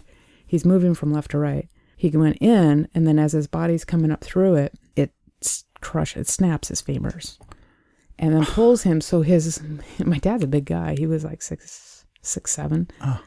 So as his body comes over, and he's kind of doing this cartwheel, but his legs are still in there. So in the video, you can see his hand, like here's the car top. His legs went in, say, on the right side of the car, and as he goes in, and the roof is peeling back, his arm comes in as he flips in the air and gets caught on one of the cars. Rips all the skin off there. So that his skin was hanging there, and somebody's like, I found his finger. I was like, no. So this is what I was shown later in photographs and everything.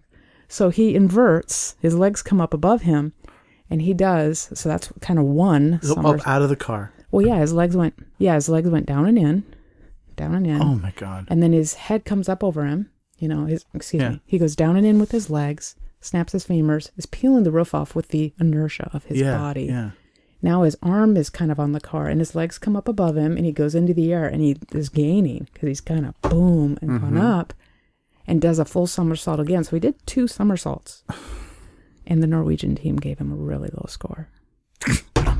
Anyway, he does a full ragdoll somersault in the air, and then lands on the ground. And when he comes to a stop, and while ripping through the cars, 7 cars were totaled. And his body ripped. Totaled 7 cars. Yeah, the impact not the motorcycle, the impact of his body totaled 7 cars. He as he went in, his part of his backside crushed a hood. As he went in, he pulled through 2 more cars. Okay, I feel like I know the answer to this, but I'm gonna feel real bad if this isn't right. He lived, right? Yeah. How is that possible? So he does this pancake, lands in the ground, and literally impacted his body into the ground. My best friend was there. This doesn't sound survivable. Pulls no punches. Ambulance is on the scene.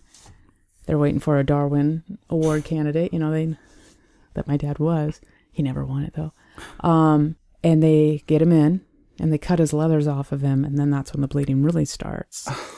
Oh, my God. Now, sidebar here for a moment. I'm in South Dakota at my grandma's house, 3.5 hours away.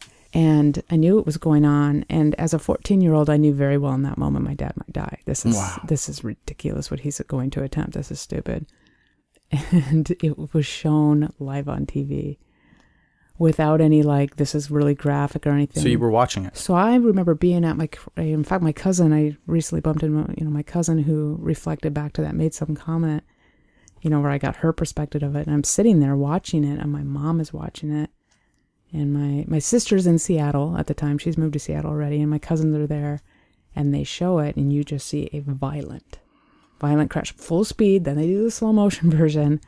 And my mom went into physical hysterics. And I don't remember. I just remember walking outside walking off quietly and thinking, oh, my dad is dead. There's no way he survived that. So we start getting phone calls later on. And my best friend that I referenced, the one that later, the following winter, passed away, who was there and gave me so much more insight. But he was the one that, as my mom's best friend, who I mentioned, she would go to the hospital and give us updates. And my best friend would call me and to tell me what was going on. In addition to, my stepmom was there. My dad and my stepmom were very much together. My stepmom was there calling us, but additionally other people, because she was pretty hysterical too, But he survived. I don't know how to tell you how he survived, but he, crushed sections of his femur, snapped and crushed, tibia through the knee, blew out his ankle, He disconnected several nerve bundles from his left arm when he landed somehow or something. So he could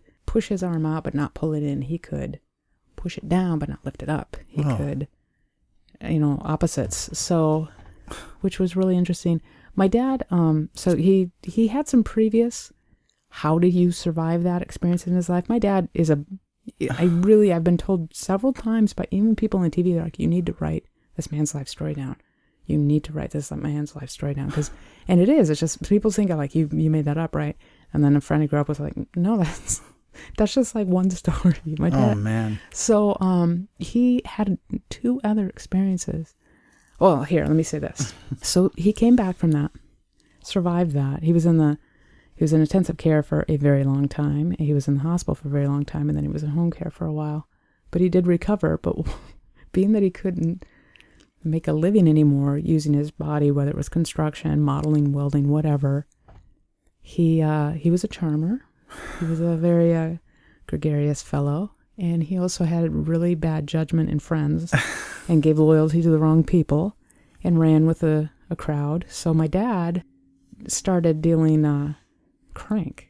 Oh my God. Back in the 80s, also known as methamphetamine. He was a pioneer back then. Nobody knew what it was. See, South Dakota was mostly white people. We had one black student. We had, I think, a student from Vietnam. And then the rest is, the minority is the Native American kids who, so sadly, by the time you come through the system, maybe 2 students graduate high school. It's just, it's so sad. It's a truly sad cycle that goes, that persists. It's truly a sad cycle that persists. But with that said, the true minority, or the rough people growing up, is bikers. Back in my time, back in Sioux Falls. So my dad starts dealing, there was a coke dealer, there was a pot dealer, there was this. There's this new drug coming out, and, alcohol is a depressant, and obviously methamphetamine lifts you up, and they go cranking out. That's why it's called crank. So when, 85, my dad starts dealing meth.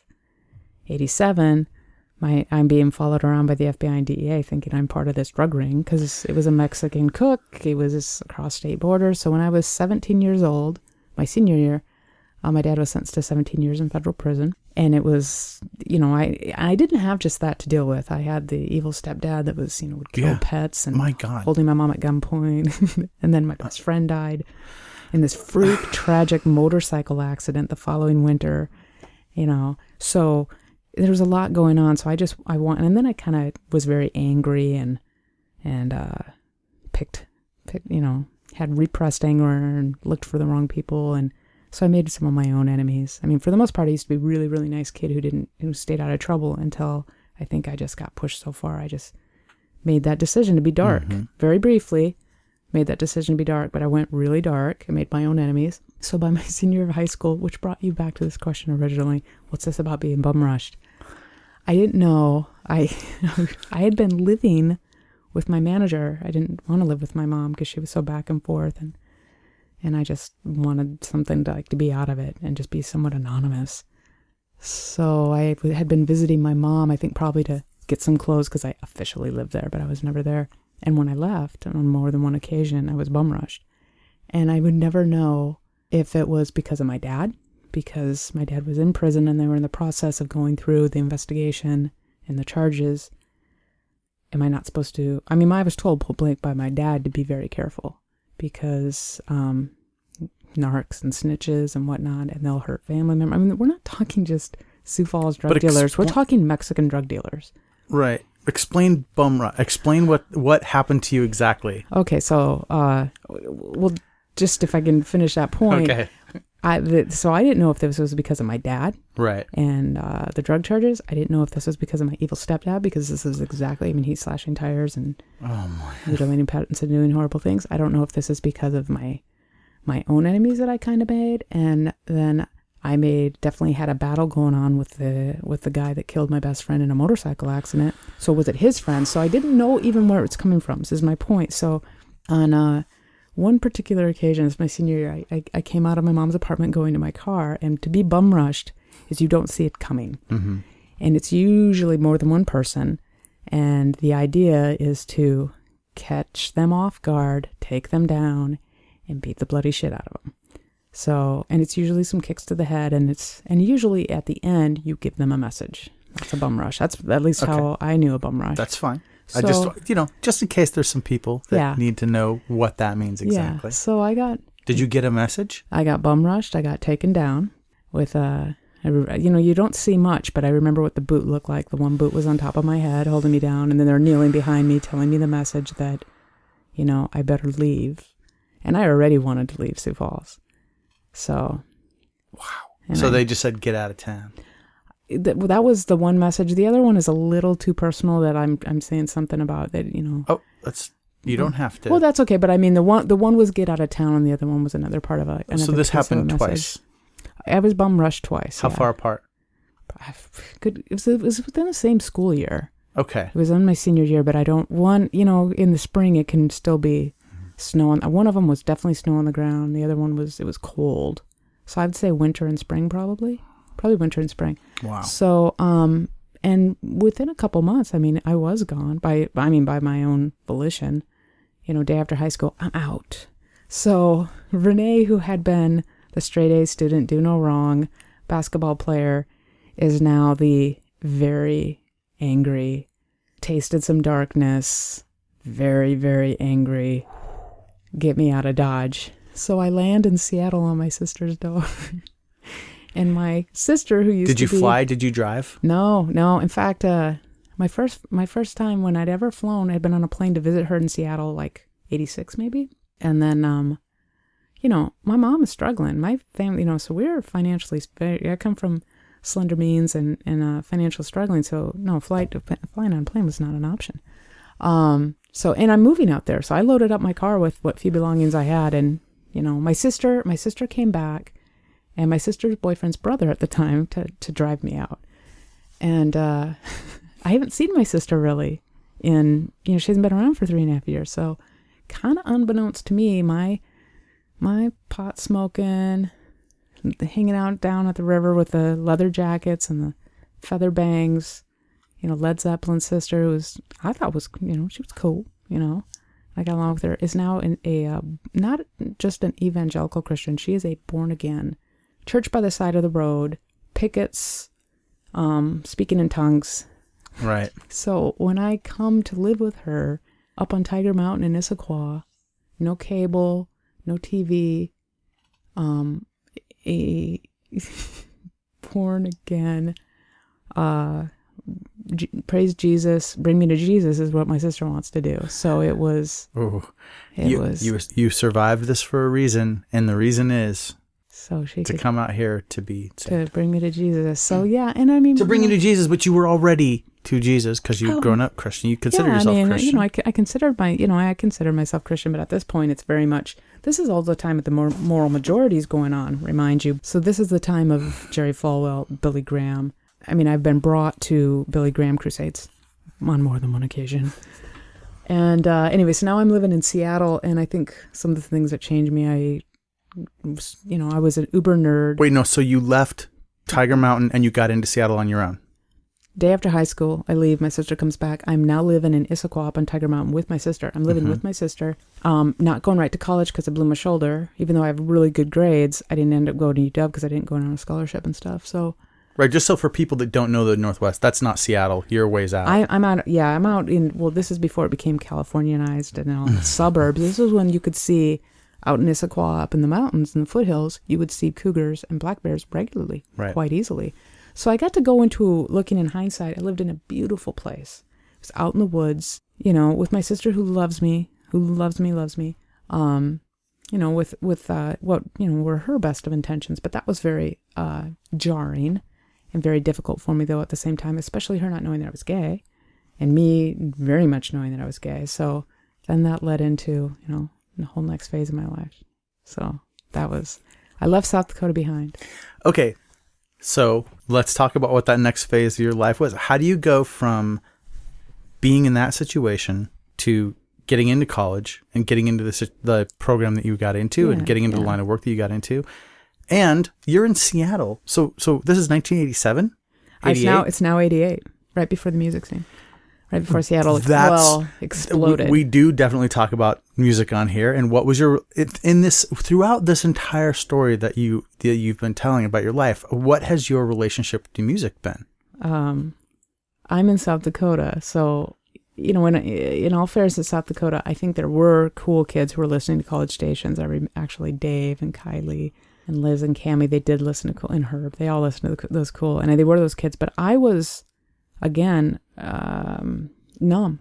I was pretty numb. So the kind of music I listened to, reflecting back to my sister, Led Zeppelin, butt rock, Billy Squier, Sioux Falls at that time. You listen to either country music, very, very, very country music, or you listen to mainstream music at that time, which was either kind of becoming the more poppy stuff or the harder stuff. And Sioux Falls, the kinds of kids I hung out with, we listened to Aerosmith, Billy Squier, that kind of stuff. So at that time, I'm a huge Billy Squier fan. In fact, here's the funny note. I was a huge Billy Squier fan when I was in junior high. I love you, Dave. See, we could have just known that without even saying it. I know. I just, and it was really funny because just growing up later on, even like through my dad and stuff, I did meet famous people. Like, I mean, that's a relative term, obviously, but I don't get starstruck. But I'll tell you what, Billy Squier would be the one, like, if I would seek to meet a famous person, I remember being interviewed about this, if you could meet anybody, I was like, Billy Squier. Anyway, I digress. So I'm listening to, growing up, I'm listening to a little bit more harder stuff, and I'm listening to Billy Squier, but then I become a Police and U2 fan. Those were my bands. So as I move out to Seattle, I'm very much a U2 fan. You're a U2 fan at like Unforgettable Fire, going to Joshua Tree. War. Well, before that too. Okay. So that was real alternative stuff. I mean, arguably people would say it was all the way through, but it became very mainstream. I was learning about Echo and the Bunnymen and that type of music from my other friends. Depeche Mode? Yep. I listened to Depeche Mode at the time, but I lean towards U2 more. You know what, Larry? See, that's the thing. It feels like you didn't go as dark as you could have with that music, because there's you could have gotten into The Cure, and you could have gotten into. And I did. I liked Cure. I liked and now, here's what's funny. I think at the time, I grew up and I was a drummer. It was one of my outlets. I wasn't a fantastic drummer. I wasn't a classically trained drummer in any capacity. You had to choose back then. You were either a band or you were an athlete. You couldn't do both. Right. You couldn't. I don't know if you can now, but at the time you couldn't. So I was a jock, and then of course blew the shoulder. In hindsight, really wish I could have been a drummer. But so I do more of the Kenny Aronoff, Larry Mullen, or jazz stuff. So those are like the drummers that Larry at that Mullen, time. Larry Mullen Jr. Yeah, sorry. I listened to another podcast where they refer to him as Larry Mullen Sr.'s son. Okay. It's a good one. Yeah, so that's the kind of music I was following. So some of that more Cure, Joy Division, which I, by the way, love. I've become, the older I get, the more of a Joy Division fan I become. But that's what I'm listening to, and now I move out to Seattle. And I did listen to alternative music. Okay, so music definitely played. Absolutely. And then you get to Seattle right at the time when something real was happening here. I am here before grunge took off. So I am trying to find myself. So first I'm taking a couple of years to process my sexual. I two things to process. I just process my sexuality and who I was, which is very separate from also, I had a lot of anger and processing to go through, and a lot of PTSD stuff, if you will, a lot of anger. So there's a couple of years of doing that. I worked for a vet. I was a veterinary technician for off and off, like 6 years. Worked with big cats, worked with llamas, and I loved that, but I never wanted to be a veterinarian. I have a true love for animals.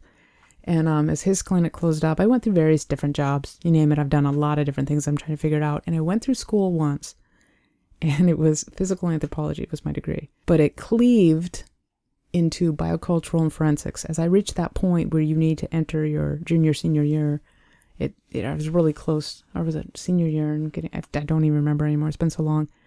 I didn't know what I wanted to do, so I backed off. I'm like, I'm not going to finish and get my degree. I got to figure out what I want. Plus, I need to go back and work some more to pay for school. I'm putting myself through school. And when I come back in, it's like switched. And it was a really homophobic environment in Seattle at the time with forensics, because that's what it switched to. It kind of became more forensics based. And I interned there, and I'm like, this is not what I want. Did some more, went back and I went on some adventures and here and there, and whole nother stories. But Okay, see, when you say stuff like I went on adventures here and there, and those are whole other stories, the whole other stories is kind of what we do. So I'm assuming that we can't. I'm assuming that there may be a part 2 to this eventually. Maybe another time. Because we'll have to do Ranae Adventures as another episode. So okay, so lead back. Eventually, time comes into where I'm through my 20s. Did a bunch of different things. And I am now determining that I want to go back to school. I'll just put you into a time, to speak temporally or linearly on a temporal scale. Time-wise, in the late 80s, early 90s, I am part-time going to school and part-time working. So I worked at Kinko's for a while. Which Kinko's? Redmond. Excuse me. Redmond I part-timed, but the main one I was at Redmond at one point, but this shows you how much I don't even, like, my memory's bad, because I can't remember what the district of Bellevue is called. Crossroads? Yeah, it's Crossroads. Remember when there's a movie theater across the street from it, and there used to be a Black Angus? Yeah. Right? Yeah. And the time frame that I worked there was when there was a serial killer, and he was killing girls and posing their bodies and leaving them in garbage cans. And I worked that night. You saying you worked at a Kinko's at Crossroads? Mm-hmm. And not the one in Bellevue, just across 405, all the way out on Crossroads. No, I worked part-time. Every once in a while I would go down and work at because Redmond was the number one Kinko store in the country, because they had some contract with Eddie Bauer and they do all those print jobs. At one point, because then it was Second Union when I worked. By the way, this is another connection. What years are you talking about working at the Crossroads Kinko's?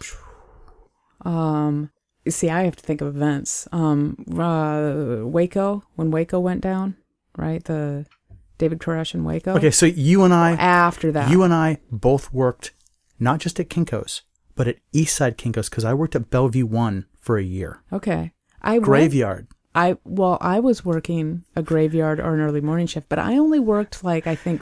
That's okay. Friday, Saturday, Sunday, or Thursday, Friday, Saturday? Because I had classes during the week. Just discovered that we were co-workers in 1993. That's a high five. That one's better than the last one I tried to do in here, because I missed. Yeah. So there you go. You are no longer in violation of the rules. Yes. Ranae, I've known you too long. You've known me too long, and we were probably at a meeting or in each other's store at some point. Yeah, absolutely. Do you remember the DocuTech? Oh yeah, the days of I used to train people on the DocuTech. Well, it was a 5090. And then the DocuTech, there was only one store that had it. That was my store at Crossroads. It was the only DocuTech, and I was trained for it. And people would come to see the DocuTech because they were going to have more. Of course, everything changed with computers. The DocuTech had a really good... that thing was like... Oh, I probably annoyed the hell out of you. 10 yards long. Yeah, but it had a really good screen. Like, you could put a photograph and then get a really good dot pattern screen that would then reproduce really well if you knew how to use it. And I knew someone who knew how to use it, so I knew what you could get out of it. So I'd always go to other places that had DocuTech, and probably did this to you and said, I need you to take these band photos and give me the dot pattern. Okay, here's how you definitely know me then, Dave. Even before that. So I would be at the Crossroads store. Yeah. You're going to catch me in a lie. I'm going to confess an all-out lie. So I am working Friday, Saturday, Sunday, or something like that. I would go to school during the week. And by the way, this is like circa, I think, 1991, 92, because I'm able to go to gay bars. I've acknowledged to myself that I'm gay. But I think Waco's 93.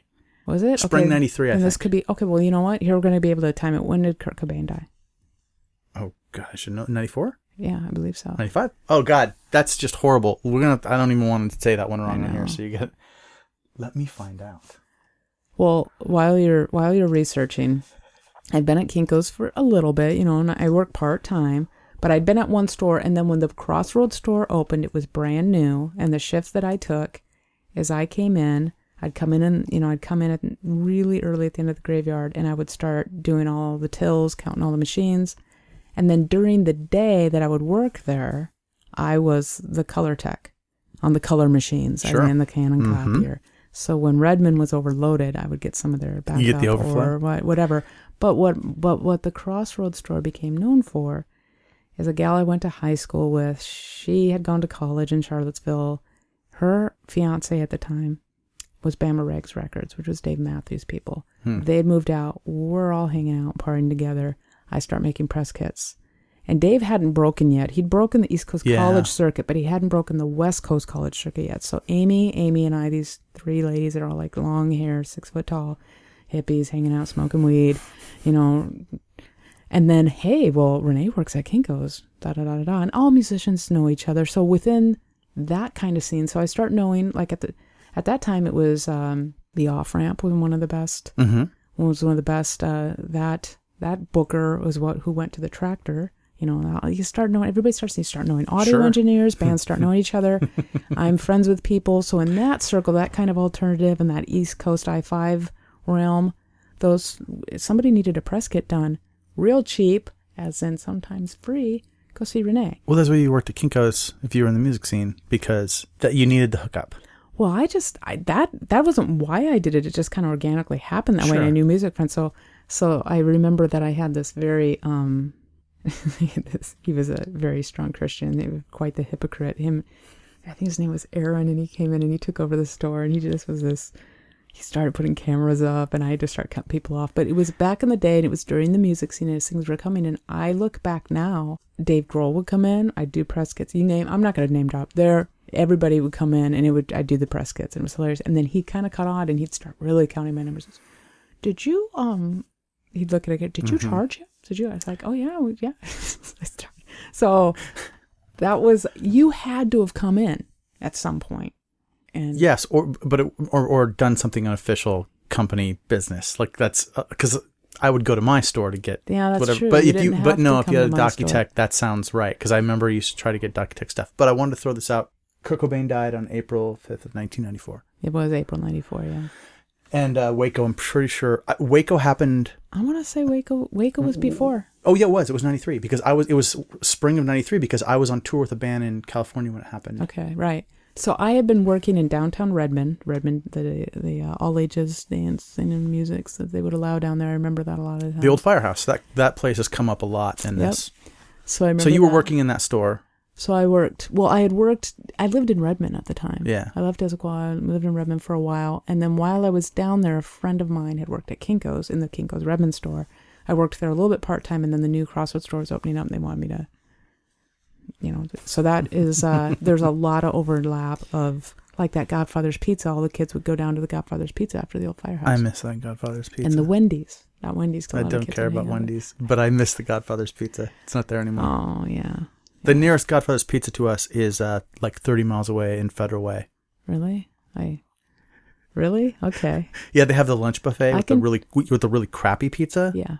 Yeah, I'll drive down there sometimes just to have that. I do that for my equivalent to that is called Taco John's. There used to be a Taco John's in Linwood, and I've heard a rumor that there's one at JBLM, Joint Base Lewis McChord. Otherwise, the next nearest one to my knowledge is Spokane.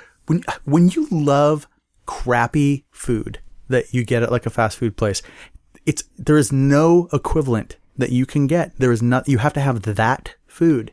And I don't know why the pizza in the lunch buffet at every Godfather's tastes exactly the same, but it does. Well, I can tell you why. Because it comes out of the same can. And how do you get pizza out of can? Oh, you do. But the thing is, the entire franchise for Godfathers in the Northwest, in our part of the Northwest, collapsed. They all closed, like right around the same time. That was one. I know of like 5 locations that all closed at the same time, including Redmond. I remember hearing about that roar that was heard. Oh no, that was your grief. That was my grief. But a few years ago, a friend of mine moved to Federal Way, and she called me up and said, "There's a Godfather's here."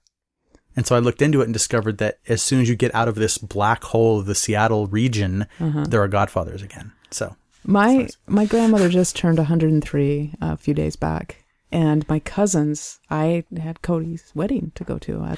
Otherwise I would have been Cody there. Vodelato's wedding. Cody and Dahlia. But I honestly, I cannot think of a wedding more filled with genuine love and affection for each other, but yet the guests and so much love. Hard pressed to think of a place where there's just so much love in the room. And I absolutely adore all those people. My face hurts from smiling still. With that said, I would have been at my grandma's because she was turning 103, and my mother is born on the same day. With that said, my cousins came back to surprise her, and they flew in, and they all start sending me. They're all text messaging me that day, And they're sending me photos, and they're all at Taco John's. Wait, they took your grandma to Taco John's for her 103rd birthday? Well, they went. It was kind of a joke more than anything. I mean, she was getting like weird people. Everybody knows my grandma in Pierre, South Dakota. I can go to get to Pierre via a plane is like 3 flights because and the closer you get within the region. Well, I'm in about a 5-hour region. If I say I'm going to Pierre, where are you going to Pierre for? I'm going to see my grandma. Who's your grandma? You're Albina. And they just, their eyes light up, and she's everybody's favorite. So they took her there knowing a joke, and they're all teasing me with photos of taco bravos and potato olays.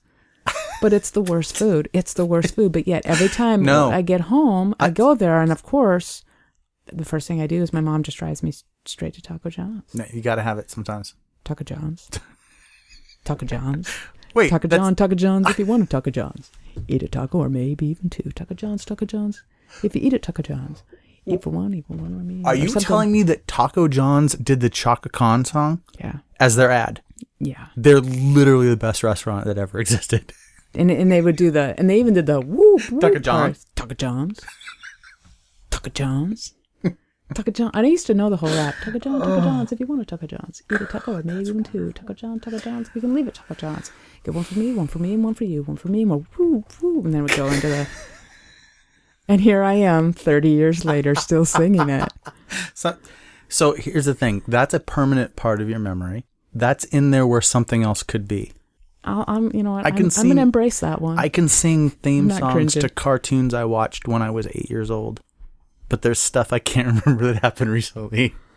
Thundar the Barbarian. I can't sing the theme song to Thundar the Barbarian, but it would be a trick question anyway because there were no lyrics. Exactly. It would just be him and the animation and but some music. But I can tell you that a rogue comet passed between the Earth and the Moon, tearing the moon apart. That's That's what happens in Thundar.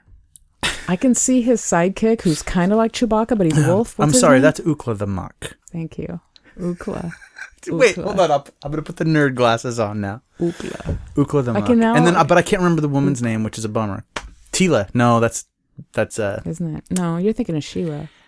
But also Tila. They're both were they sisters? They're both masters of the universe. No, you just have to have a la or a ra. I didn't watch Masters of the Universe. Garbage. That was crap. Thundar was awesome. Thundar was a different... Thundar was almost there. It was like watching heavy metal, but they took like the blood and the tits out. Yeah. And there was no real heavy metal music, but it still had elements of like... There was some cool animation and some really cool ideas. Yeah. It was this post-apocalyptic wasteland with magic and technology. I love Thundar. I enjoy being able to have this conversation with you. Do you think Ookla was Bigfoot? You look back, you think, what the hell? What was probably what happened is, there you go. That was a benevolent/malevolent bipedal hairy thing that could kick some ass. Think about it. Ookla was maybe a form of Bigfoot. Well, I would like to say, that show, there were no other humanoid type creatures that were just on Earth. Mm-hmm. So I think that's what happened, yeah. I think when it comes down to the apocalyptic days, stay close to your Bigfoot brethren if you want to make it through. Right. Well, I'll have to put that into my script. Was the horse that carried Ookla extra sturdy? I hope so. Yeah, it was like an alien. It was weird, actually. Yeah, the horse was different than his horse. Did you watch the Herculoids, too? No. I don't know. I remember Captain Caveman. It just pissed me off and irritated me to all get out. Well, because it was just too dumb? Yeah, he genuinely caused me irritation. Why did Captain Caveman cause you? Was it because he just was hairy? I think he was so in the straight out. Was he Hanna-Barbera? He was just so like, it's like the Flintstones, but not. And just, it annoyed me. I wanted, you know what I liked about Thundar was that it was almost a little bit of that sci-fi. Yeah. With almost kind of like the drawing style of Scooby-Doo. So did you watch like Star Blazers? Yeah, a few times, but I didn't really follow it. My Saturday morning cartoon viewing was based on a basketball schedule. And remember, this is a day before we could, record and watch. We were dependent on programming of the television stations. So I would personally love to sit here and talk to you about fast food and cartoons for hours, but we can't do that. So we're going to... we're gonna, for two reasons. One, we gotta keep going on the podcast, and then two, we also have gotta go eat dinner. So where we were at in the story was 90s music scene. You were getting involved with these people. We didn't know we were coworkers, sort of. Working for the same company, in the stores in the same district, literally in the same, in the same. I worked in a Kinko's in Bellevue. You worked in a Kinko's in Bellevue. Yeah. Okay. We were both illegally making press kits and posters for our friends. Did no such thing. I had a record label at the time. You have no idea. So, oh, now I'm getting eyes that you all can't see. Like, yeah, see? Do tell. Tell me more. Okay. So then you go back to school and become this Ranae. I went back to school, and it was part of my, from there, I moved and I went and worked at a collection agency. I worked on the legal department of a collection agency. I was the Velvet Hammer. The Velvet Hammer? Yeah. That was your nickname, or that was my position? Nickname. Okay. Your collector at a collection agency, when they call you, is not their real name. Huh. Because people will come and be very angry with you. Here was another opportunity of not getting angry, and there's no right or wrong. Let's get to a resolution. So I did that. The reason why, it was really close to my school. I worked that full time to make some money. I made some good money, and then it was time to go. And I did such a good job that the company, they did not have part-time positions. They created one for me, so I would come in and do that. So I did that for a few years, and at the end of that, I got my job. I switched to a job that was a graveyard. I was a dispatcher at Puget Sound Blood Center, which is the equivalent of the Red Cross here in Washington State in Seattle, and was finishing up, and then I transferred over to the U and entered. I decided it is time to go back and get this degree, and I came back instead of anthropology. Remember, high school, senior year of high school, life is awful. Renae's going through a thing. School was the one place where I wasn't under physical and emotional attack. And I'd taken every possible science course, and I wanted to go graduate and go study tigers in India, and Borneo. And here it is now, many years later, and I've come full circle, and I'm interviewing, and I'm going to each department to find out how to study. What really fascinates me are brown bears. And there happened to be a program called the Alaska Salmon Program. And what that is it takes 6 students out to a field camp in off the map Alaska, and you spend the entire summer surrounded by salmon and brown bears. And you have these top professors in their field. And I was fortunate enough to get chosen, received all my crazy intensive training. That's funny in and of itself. And so I was fortunate enough to get chosen, go through all my training, go spend my summer in Alaska, and I knew this is what I wanted to do. And then that following winter, my dad gets out of prison. Of course, my dad likes to do surprises, so he doesn't tell me he's out. And I hear a knock at the door. It was October of 2002. And I open the door, and my dad is standing on the door. And I knew he was eventually getting out. I knew parole was coming up, something like that. But my dad was in prison so long that there was almost like, and things would go and bad things would happen, which is more, my dad had 2 Samoan hitmen make a death attempt on him, and he should have died. Oh. You think the stunt was bad? This one I do not know how he lived through. And that is a very graphic and a very unbelievable story,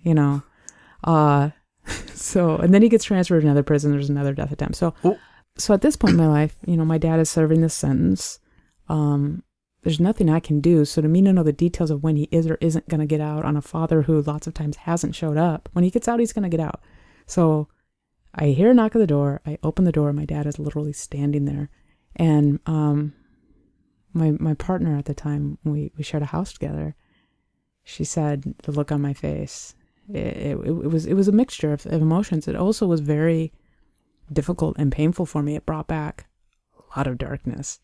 And so I'm trying to reconcile my relationship with my father. A lot of stuff was going on. He was treated very badly by the system. Unbeknownst to him, he was very sick.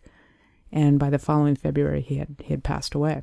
So this man who has multiple stunts and crazy experiences, has lived through them, has survived multiple death attempts by Samoans in federal prison, dies within 5 months of getting out and serving 15 years. it really messed me up. Wow. It really messed me up. So I kind of got angry again, and I kind of went to a dark, bad place for a little bit again. But I'll tell you, life is, you find your direction again, you pick yourself up, and you look for that higher speaking, that higher purpose. And it brings me back to that Haida elder again, because my dad died that, February of 2003. And I needed to get back out in the woods, because I didn't get to go back to Alaska and continue the research that I loved, and this path and this passion and this drive that I needed. And all of a sudden, it's like he's screwing it up again for me all over again. So he passes away, and I get on the phone, and I remember we had just had his ceremony here. We cremated him, and we had a very small ceremony, just a family. And then my sister, my stepmom, and etc. They went back to South Dakota to have a memorial for him, and I wanted nothing of it. I'm like, don't want to go to Sioux Falls, no thanks. I in that moment picked up a phone and made some phone calls. I said, get me back in the woods. And that's the first trip that I took to Southeast Alaska, to Prince of Wales Island, and worked with Haida tribal members, and had a very amazing experience. And that's where I grieved my father's death.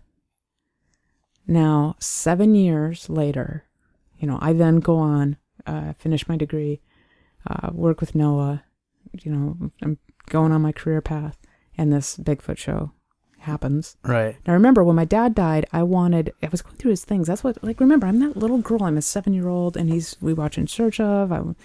We watch it. That was our special thing. So Bigfoot stories to me are my dad. I feel like that little girl again. And my dad, one of the wonderful things, my dad was a screw up in a lot of ways, but everybody is a screw up in some ways, and they have wonderful traits in the other. And some of my dad's wonderful traits is his curiosity, and to promote my curiosity, and to ask me to think independently, and that exuberance he had, that he chased. And he was also a very loyal person.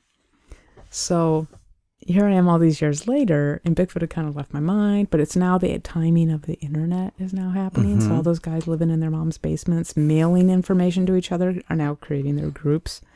And so long story short is, I am now pursuing Bigfoot stories to feel closer to my dad, and I'm out looking for an old motorcycle. I find the motorcycle, I'm getting it repaired. I start running into Bigfoot stories. I meet Matt at the BFRO. I'm not a member, but he gives me access to the database so that I can go out where I do my field work and hear Bigfoot reports. And it just makes me feel close to my dad. So that kind of went on for 7 years. I had access. And this is Matt, who's on the show. Matt Moneymaker, who is the president of the BFRO, Bigfoot Field Researchers Organization. So, yeah, because it's 2004, I should say 6 years, excuse me, because it's 2004. And then in 2010, I had ended my contract at NOAA, and I either could have continued on at other contracting offers, but it was a really good time for me. I was going to go back to school and get my last degree. NOAA was funding me. I was going to head down to OSU, do more work funded by the Forest Service and NOAA and OSU. And I had a couple months off, and the long and the short of it is, during that break, they contacted me and asked me to shoot this pilot, because my response was, oh, hell no. No. I have friends who've known me 20 years who don't have a photo of me. I don't want to be on camera. I don't want to, no. I don't want to be a household name with children all around the country. Well, here's how I honestly looked at it. I'm not like, oh, I don't look good in that photo, or I'm ugly. It's just, I don't like, I like a little bit of anonymity. This is this weird, this kind of dichotomy. I'm a very gregarious person.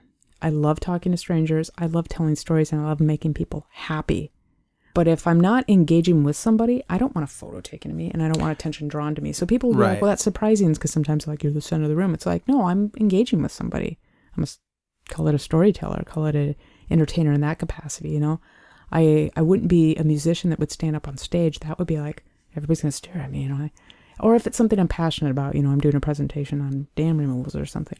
So that idea was absolutely not. And then the next intrinsic reflex was, I'm a scientist, I will get laughed at. If I go to look for jobs in the future, you're going to Google this thing called the World Wide Web. I don't know if you're familiar with it. Somebody will research my name, and this is going to pop up Oh, hell no. So they come back. And finally, I remember I got like a third phone call because Matt is helping them find people in the Bigfoot community. Matt and the other two guys who I haven't met yet who are on the show are throwing names at them. They're wanting a woman. They're wanting a woman with field creds, a degree. Whether they wanted a skeptic, I don't know. So they come back again, and Matt, unbeknownst to me, has me on a speaker call with Discovery Channel. And I remember saying, Matt, what part of no do you not freaking understand? I don't want to be on TV. I don't want to do this. No, thank you. I love the idea. Hey, you need a technical advisor? I will go there. I know this. I know Alaska. I don't know where in Alaska they're going. And then on the phone gets Todd Miller, president of Casting and Talent. He's like, hello, Ranae, Todd Miller. I'm like, hello, sir. Well, now that you know how I feel, I'd like to say thank you, no thank you. And he goes, well, wait a second. Tell me why you are so hesitant. And I say, well, I'm not so keen on being in front of a camera. It's not my thing. But secondly, as I am moving through my career, I'm still young here in my career. As I move forward, that's the last thing I want is people to know. He says, okay, good point. I'll tell you what, why don't you think about this for a week? But I highly recommend you go to your mentors at the University of Washington. Go to your mentors at NOAA. You ask them what they think. Think about it. Call me in a week. So I do. I'm like, I'll show you. And I go down, and everybody is, do it. This is awesome. This is such a great opportunity. This was incredible. And I'm like, what are you talking about? This is so ridiculous. Nobody nixed it. Nobody nixed it. And these are the people who are the tops of their field. These are my mentors for, going on 10 years now. So you went into this sanctioned.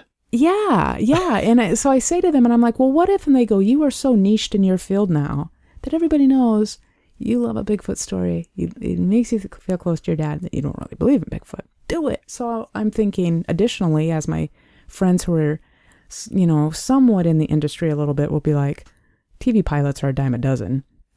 Whatever. You're getting paid to go to Alaska. I think they paid us like $3,500 to go film for like a week. All expenses, but okay. So I go there. Where are we going to go? Prince of Wales Island, Alaska. The exact place I grieved my father's death.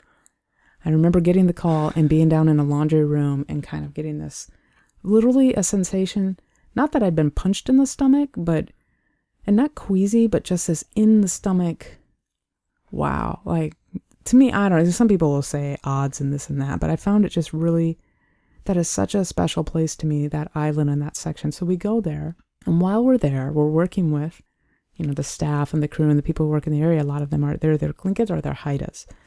And as we take this filming through, and we come back, and at the end, we're all celebrating, we're rapping, and I get invited over by, this isn't the same Haida elder who said, here's the totem, but I got invited to one of their main elders. And so I find it so interesting that I sit here with this Haida elder. The first time that I was here, back in 2003, when I came back with a very small field crew of 4, and we worked back country, I knew of Haida members and tribal members, but I didn't work with any of them.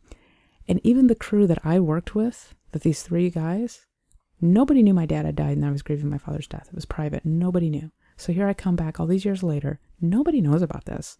I'm sitting with this Haida elder. If he has any connection to me, it's this Bigfoot Joe. We're sitting there, and he says to me, to paraphrase, the overview would be, this is a very special place to hear. You're welcome to come back anytime and sit with me. I know how special it is to you, because the last time you were here, your heart was so heavy. You were lost. But even you thought he was gone. He was there with you then, and he will always be here with you. And if you feel lost again at any time, you can always come back here because you'll always have a special connection to your dad here. Swear to you, it was basically along that lines.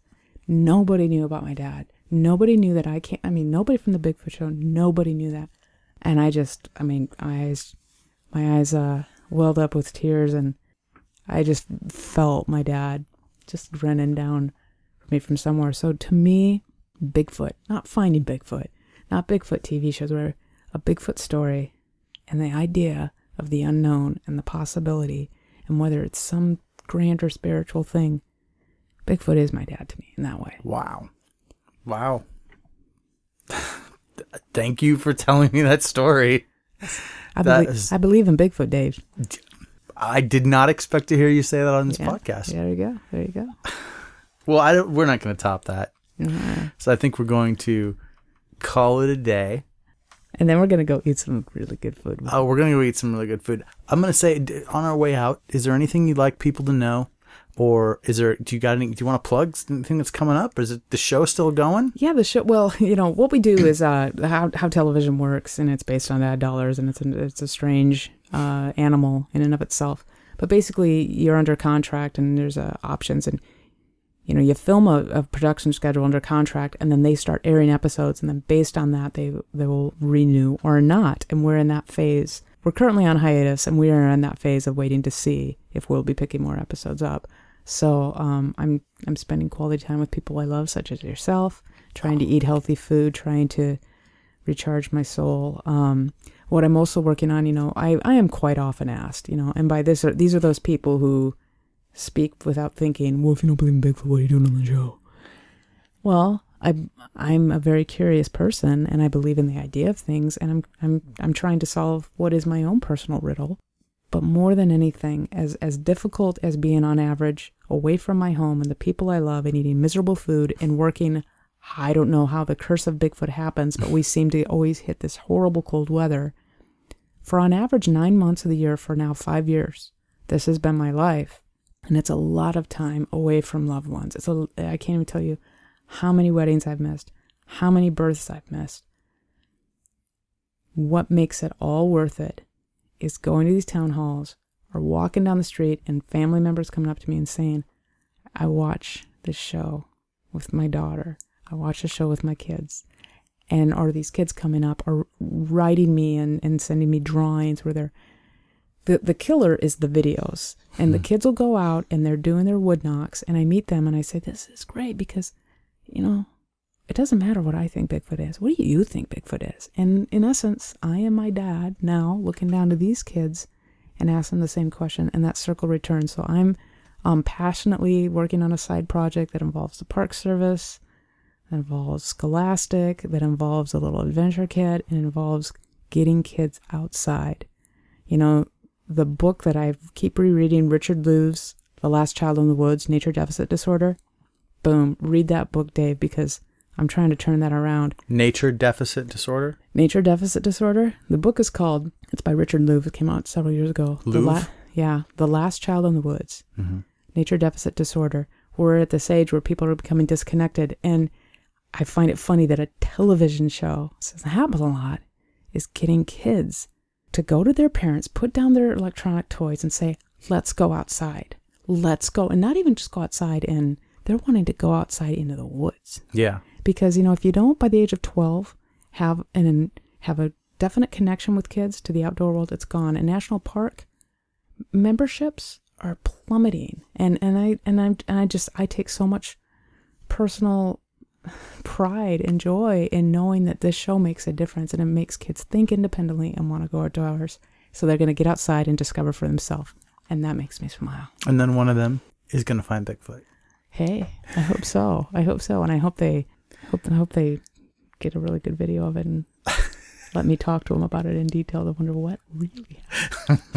Anyway. All right, let's go eat some dinner. Yeah, I like the plan. Thank you for doing this, Ranae. Dave, it's not only an honor. I love you, man. This has been a lot of fun. This has been too much fun. What is this? I'm thanking you. This is fun. Thank you, Ranae. All right. Bye-bye.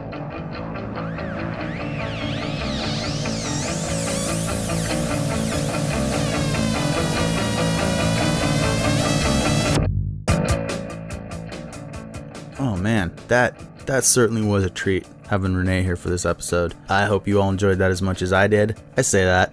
I don't know if it's possible, actually. I hope that you enjoy listening to the episodes, and I hope that's why you come here and check them out. But, I think I'm getting the sweet end of this deal just by being able to do it. Really quickly, I'm going to do a correction. And it's a dumb correction, but a lot of them are, so whatever. The correction is, I say in Thundar the Barbarian, there were no other humanoid-type creatures on Earth other than Ukla, the muck. When we were theorizing that he was a evolved Sasquatch, and that's wrong. I put on the blog page, I put the link to the lead-in to that cartoon, which is up on YouTube, like everything. And there's definitely other creatures other humanoid type creatures in that cartoon. I just remembered it wrong because I hadn't seen it since I was a little kid. So I had forgotten. My fault. I don't like to leave even simple mistakes like that up there. If there are other mistakes in the episode, I don't know what they are. So, but you know what? Talking about putting stuff up on the blog page for this, go check out some of the links on the blog page at nobodysnose.com for this episode. If you're just listening to it through iTunes or through some app, or, you know, off the link that I put up either on Twitter or Facebook, which, by the way, you should be following Nobody's Nose on Twitter and Facebook. So go do that if you're not.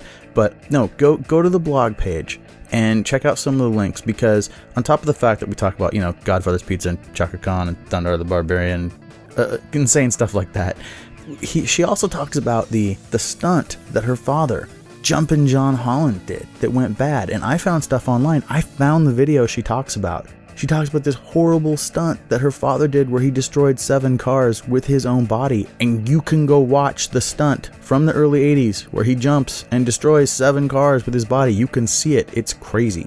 And some other cool stuff. Since we talk about a lot of things that are quite a bit different than what we've discussed on this podcast before. So yeah, check it out. I hope people always check it out. There's some fun pictures on there and stuff too that we always take when we record. So I do hope that people are getting the full experience of what I'm doing, going to the site and hearing the podcast, and also checking out some of the articles and things, and maybe checking out the store on there. Who knows, you know. So anyway, I want to remind people, buy an old out-of-print Excursion Records release out of the store on nobodysnose.com. Still wait patiently for our new shows, which are still in pre-production. And please follow us on Twitter at NosyNobody. Like us on Facebook. Follow our Facebook page. It's facebook.com/NosyNobody. I'd always try to throw some extra photos and things up there where I'm only putting them on the Facebook page. And rate and review us on iTunes if you would. People have been doing it, and it's awesome. It helps people find out about the show. You know, more and more people are listening to this podcast. It's a slow moving increase, but if it does nothing else, it makes me happy, and I appreciate it. So thank you all, and I'll see you next time.